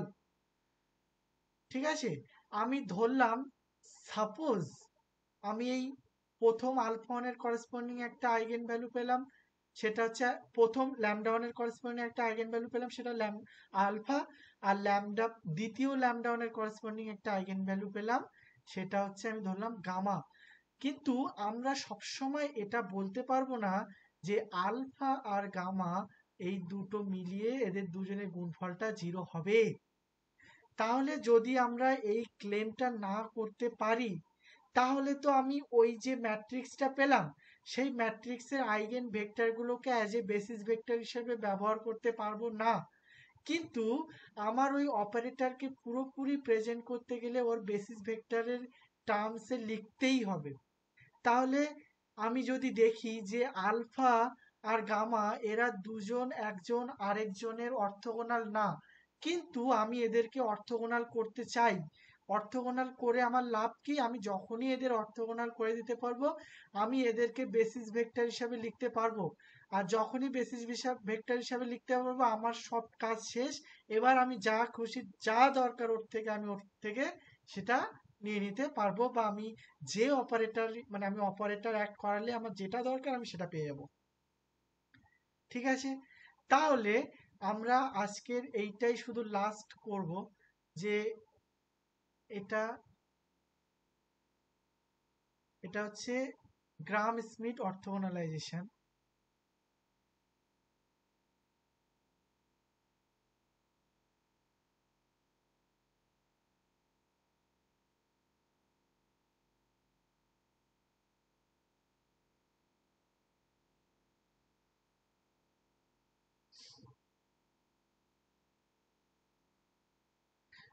আচ্ছা, আমি কি বলছি তোদেরকে, আজকের এই অবধি থাকুক। আমি নেক্সট দিন থেকে মানে নেক্সট দিন গ্রাম স্মিথ অর্থগোনালাইজেশনটা করাবো। তারপরে এসে মানে জেএলএস ম্যামের অপারেটর অ্যালজেব্রায় ওখানে যদি ডিজেনারেট নন ডিজেনারেট ওই যে ম্যাট্রিক্স ফরমেশন গুলো আছে সেটা তো ওইটা পরদিন আমি করাবো কোনে, আজকের নতুন আর এতটা করতে হবে না, এই অবধি থাকুক। আর আমাদের নেক্সট দিন যেটা আমরা করব সেটা আমার মনে হয় এবার আসলেও আসতে পারে পরীক্ষাতে, মানে একটা এরকম একটা বলে দিতে পারে যে A1 A2, A3, A4 এটা একটা ম্যাট্রিক্স আছে। আর এরকম সিমিলারলি B1ও একটা ম্যাট্রিক্স দিয়ে দিল, আর সিও একটা ম্যাট্রিক্স দিয়ে দিল। এবার এ বি সি এরা তিনজন লিনিয়ারলি ডিপেন্ডেন্ট থাকবে, ঠিক আছে? তো আমাদেরকে মেন কাজ যেটা করতে হবে সেটা হচ্ছে এদেরকে আহ, এদেরকে কিভাবে একজনকে আরেকজনের অর্থোগোনাল ম্যাট্রিক্সে ট্রান্সফর্ম করা যায় সেটা করব আমরা। তো এটা আমার মনে হয় এবার এখান থেকে একটা কোশ্চেন আসলেও আসতে পারে। তো এটা তাহলে নেক্সট দিন এখান থেকেই শুরু হোক, ঠিক আছে? আর তোদের কোনো ইনপুট বা আউটপুট কোনো কিছু দেয়ার থাকলে আমাকে বল, আমি সেই অনুযায়ী তাহলে নেক্সট দিন থেকে চেষ্টা করব বলার। হ্যালো দাদা, হ্যাঁ, বল। বলছি দাদা ওই পুরানো নোট থেকে যদি পড়াও তাহলে একটু ফাস্ট হয়ে যাওয়ার সম্ভাবনা থাকে। পুরোনো নোটস থেকে?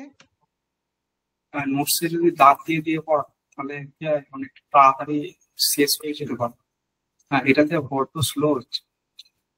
আচ্ছা, আজকে যেহেতু ফার্স্ট ক্লাসটা হলো, তো দেখ তুই যদি ওই রকম ভাবে করালে কি হবে বলতো, আহ, অনেক জায়গা আছে যে জায়গাগুলো ডেরিভেশন গুলো দরকার, তুই যদি একটু করে না করিস পরীক্ষাতে নামানো মুশকিল আছে। হ্যাঁ, আমি বুঝতে পারছি টাইমের শর্ট আছে বা থার্ড সেমের প্রেশার আছে এটা, কিন্তু নেক্সট দিন থেকে আমি নেক্সট দিন থেকে স্পিডেই করব, এবং নেক্সট দিন থেকে আমরা যেটা এটা করব সবটাই এক্সামে আসবে, এবং এক্সাম রিলেটেড তো আমার মনে হয় না ফার্স্ট লাগবে। তো নেক্সট আরেকটা দিন এরকম ভাবে দেখ, আমার মনে হয় হেল্পই হবে ওটা। আর তুই একটু নিজেও হাতে করার চেষ্টা কর, তাহলে তো এই স্লোনেসটা মনে হবে না। হ্যাঁ, ঠিক আছে। হ্যাঁ, একটুকুনি করে কর, দেখ ওইভাবে দাগ দিয়ে করে গেলে না তুই ওইভাবে ফিল পাবি না, বা মনে রাখাটা মুশকিল হয়ে যাবে আর কি। আর নেক্সট দিন থেকে তুই দেখ, আমি এমন ভাবে করাবো কোনি প্রবলেম হবে না। আর এই নেক্সট দিন থেকে আমি আরেকটু স্পিডে করানোর চেষ্টা করবো। ঠিক আছে। Next class. নেক্সট ক্লাসে রবিবার 9টা থেকেই হোক তোরা। আমি আরেকটা কথা বলছি, যারা থার্ড সেম আসিস তারা শুধুমাত্রই একটা দিন এই ক্লাসটা কর, আর জাস্ট সপ্তাহে যে কোনো একদিন 1-1.5 ঘন্টা ওই নোটটাকে একটু রিভিশনে কর। কারণ ফোর্থ সেমে গিয়ে কিন্তু ওই সময় ফোর্থ সেমের ক্লাস হু হু করে হতে থাকবে। তো ওই সময় কিন্তু সাপ্লি পেপার পড়া খুবই ডিফিকাল্ট। অনেকেই কিন্তু ফ্রাস্ট্রেটেড হয়ে ছেড়ে দেয় যে ঠিক আছে পরের বছর গিয়ে দেবো খুনি। সো এইটা যদি প্রথম দিন থেকে অল্প অল্প করে একটু করে দেখা হয়, তো আমার মনে হয় এটা হবেই না, এবং খুব ইজিলি বার্ডেনটা মাথা থেকে নেমে যাবে। ঠিক আছে?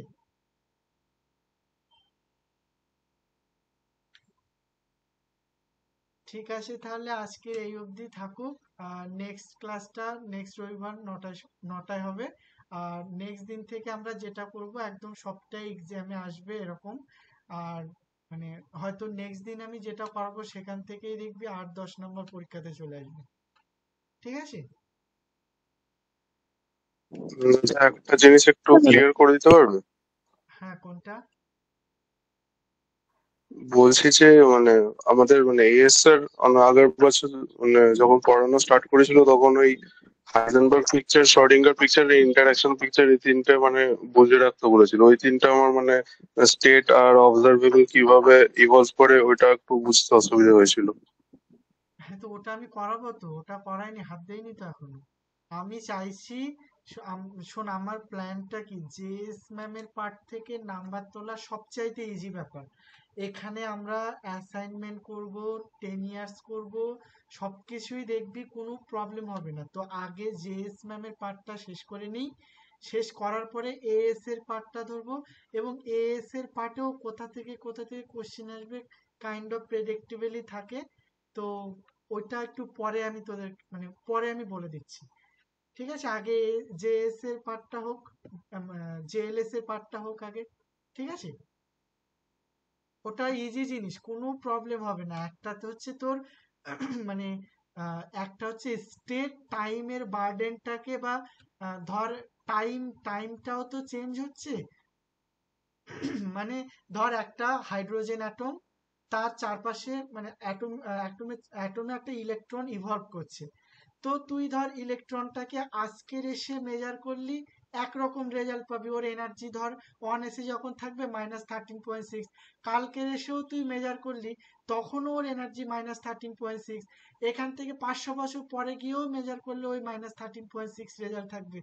তাহলে বেসিক্যালি আমার তো টাইমটা তো চেঞ্জ হচ্ছে। কারণ কি, টাইম কখনোই ধরে রাখা যায় না, এটা চিরন্তন সত্য যে টাইম সবসময় ফরওয়ার্ড ডিরেকশনে মুভ করবে। তাহলে টাইম যখন চেঞ্জ হচ্ছে, তখন আমি একই জিনিস মেজার করলে আজকেরও যা রেজাল্ট পাচ্ছি, কালকেরও একই রেজাল্ট পাচ্ছি। কেন? তার মানে কি ও টাইমের সঙ্গে স্টেটটা চেঞ্জ হচ্ছে না? হচ্ছে। বাট আমি যখন প্রবাবিলিটি ডেন্সিটি দেখছি, তখন ওর যে মানে ওই জায়গায় পাওয়ার প্রবাবিলিটি বা ওর সবকিছু টাইমের সঙ্গে আনচেঞ্জ থাকছে। এই আনচেঞ্জটা কেন থাকছে? কারণ ওর ক্ষেত্রে ওই স্টেটটার যে টাইম পার্টটা, সেটা হচ্ছে মানে স্টেটটা ক্যারি করছে, এবং দুটো টাইম পার্ট আমি যখন সাই ইন্টু সাই স্টার করবো, তখন ওই টাইম পার্টের কন্ট্রিবিউশনই থাকছে না। তো এই যে টাইমটা, এই টাইমটা বেসিক্যালি কার কাছে থাকে, এই টাইমের বার্ডেনটা কে ক্যারি করে? এই টাইমের বার্ডেনটা আমরা যখন শ্রডিঙ্গার পিকচার লিখি, তখন আমরা শ্রডিঙ্গার পিকচারে কি লিখি না, সাই equivalent to Sai x T equivalent to Sai x into সাই টি। মানেটা কি, এই যে টাইমের বার্ডেনটা ওয়েভ ফাংশন নিজে ক্যারি করছে। তাহলে শ্রডিঙ্গার পিকচারে টাইম কোথায় থাকে? ওয়েভ ফাংশনের মধ্যে। বাট আমি যখন এখানে হাইজেনবার্গে যাব, হাইজেনবার্গ পিকচারে, তখন এই টাইমের বার্ডেনটা অপারেটর ক্যারি করবে। এগুলো আমি খুব ভালো করে বুঝিয়ে তখন বলবো, কোনো চিন্তা করতে হবে না। ঠিক আছে?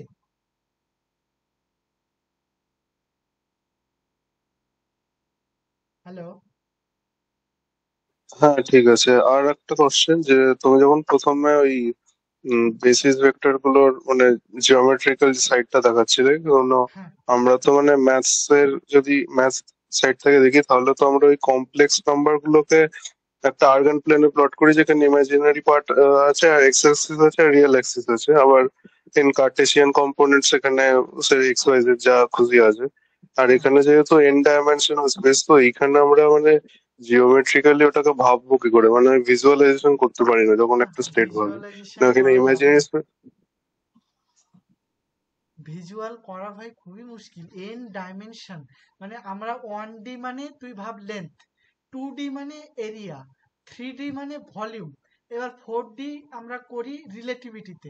তার পরের ডাইমেনশন তো আমাদের হিউম্যান ব্রেন পারে না তো এ করতে। মানে এন ডাইমেনশন, এন খানা ভেক্টর, এন খানা ডাইমেনশন তৈরি করেছে। এটা ভাই ভিজুয়াল করা মানে ভিজুয়ালাইজ করা যাবে না। মানে ওটা কি তোমার সেই হাইজেন্স প্রিন্সিপালে যেরকম একটা ওয়েভলেট থেকে চারিদিকে ছড়িয়ে যাচ্ছে ফোটন, সেই রকম ভাবেই একটা ভেক্টরকে এখানে মানে এন ডাইমেনশন স্পেসে ছড়িয়েছে, মানে ওটাকে ইয়ে করতে পারবো না, তাই তো? মানে একটা ওয়েভ থেকে। না মানে বেসিক্যালি তুই বলতে চাইছিস যে এন খানা ভেক্টর একটা অরিজিন থেকেই তৈরি হয়েছে কিনা, হ্যাঁ যেরকম মানে ওইভাবে ভাবলে সুবিধা হয়। হ্যাঁ যেমন 3D তে এরকম হয়েছে, তাহলে হ্যাঁ ওরকম ভাবে তো ভাবা যেতেই পারে যে একটা ভেক্টর মানে এন খানা ভেক্টর এরকম এরকম এরকম আছে, একটা অরিজিন থেকে তৈরি হচ্ছে সেটা। ঠিক আছে? এই যে এইটা বেসিক্যালি যখন ওই মানে যদি কেউ কোয়ান্টাম ফিল্ড থিওরি কেউ স্পেশাল পেপার নেয়, তাহলে সে অনেকটা রিয়ালাইজ করতে পারবে তখন বেসিক্যালি কিরকম ভাবে আমরা এন ডাইমেনশন অমুক টমুক মানে এই স্পেসের এই যে কনসেপ্টটা, এইগুলো তখন সে কাইন্ড অফ রিয়ালাইজ করতে পারবে, কারণ সেই রকম ভাবেই তখন তাকে পড়ানো হবে।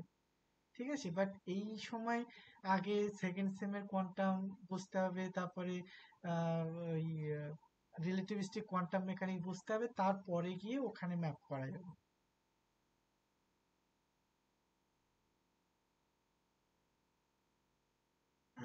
বাকি আর কারো কোনো কোশ্চেন আছে?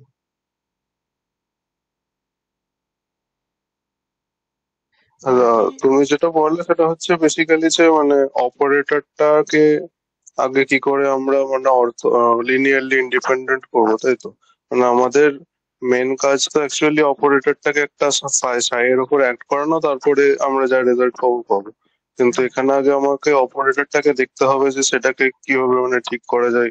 আগে ওই অর্থোগোনালাইজেশন করে করে ইয়েস প্রত্যেকটা ইয়েস কম্পোনেন্টকে আগে সেপারেট মানে ইন্ডিপেন্ডেন্ট করে তারপরে সেটাকে সাইয়ের উপর অ্যাক্ট করবো, তাই তো?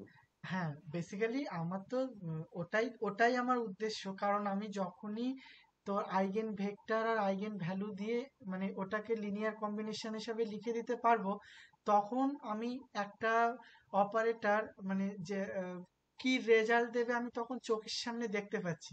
তিনটে আইগেন ভ্যালু মানে ওই তিনটে রেজাল্টে যে কোনো একটা আসতে পারে আমার কাছে। তো তিনটে যে আইগেন ভ্যালু যে কোনো একটা আসবে, তার জন্য তো তিনখানা স্টেটকেও আমার প্রিপেয়ার করতে হবে। এবার তিনখানা স্টেটকে প্রিপেয়ার করতে গেলে ওরা যেন লিনিয়ারলি ডিপেন্ডেন্ট না হয়, ওই জন্য আমাকে অর্থোগোনালাইজেশনে যেতে হবে, যেটা হয়তো ম্যামের 5 নাম্বার লেকচারে গিয়ে তুই দেখতে পারিস। আর তুই যেটা বলছিস না যে একটু স্লো হচ্ছে, তুই আজকে দেখতে পারিস যে আমরা যেটা আলোচনাটা করেছি, ম্যাম এটা 6খানা লেকচার ধরে এই জিনিসটাই করিয়েছে। আর নেক্সট দেখবি পরের দিনই মানে ম্যামের 7-8 নাম্বার ক্লাসেই আমি তো এটা খুব ফাস্টলি এটা বললাম। আর নেক্সট দিন থেকে তো খুব মানে কাজের জিনিস হবে, তখনও দেখবি ফাস্টলি এগোবে তুমি। ঠিক আছে?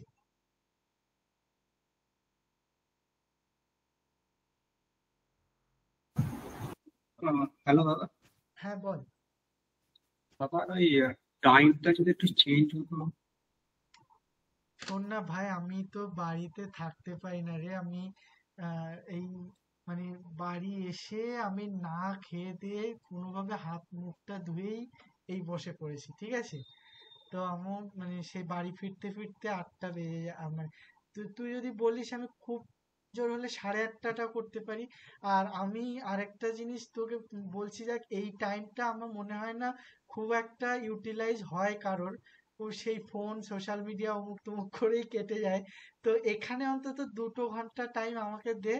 আমি মানে আমার খুবই দৃঢ় বিশ্বাস আমি এখানে তোদেরকে অ্যাটলিস্ট 35+ পাওয়ানোর, এটা আমি মানে সব অলওয়েজ চেষ্টা করবো। জাস্ট 2 ঘন্টা করে আমাকে দে এখানে, ঠিক আছে? ঠিক আছে।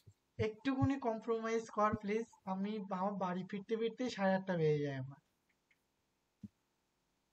আচ্ছা, ঠিক আছে। হ্যাঁ হ্যাঁ, ঠিক আছে ঠিক আছে ভাই। ঠিক আছে, তাহলে এই অবধি থাকুক। নেক্সট দিন থেকে আমরা ফার্স্টলি মুভ করার চেষ্টা করব। ঠিক আছে, টাটা।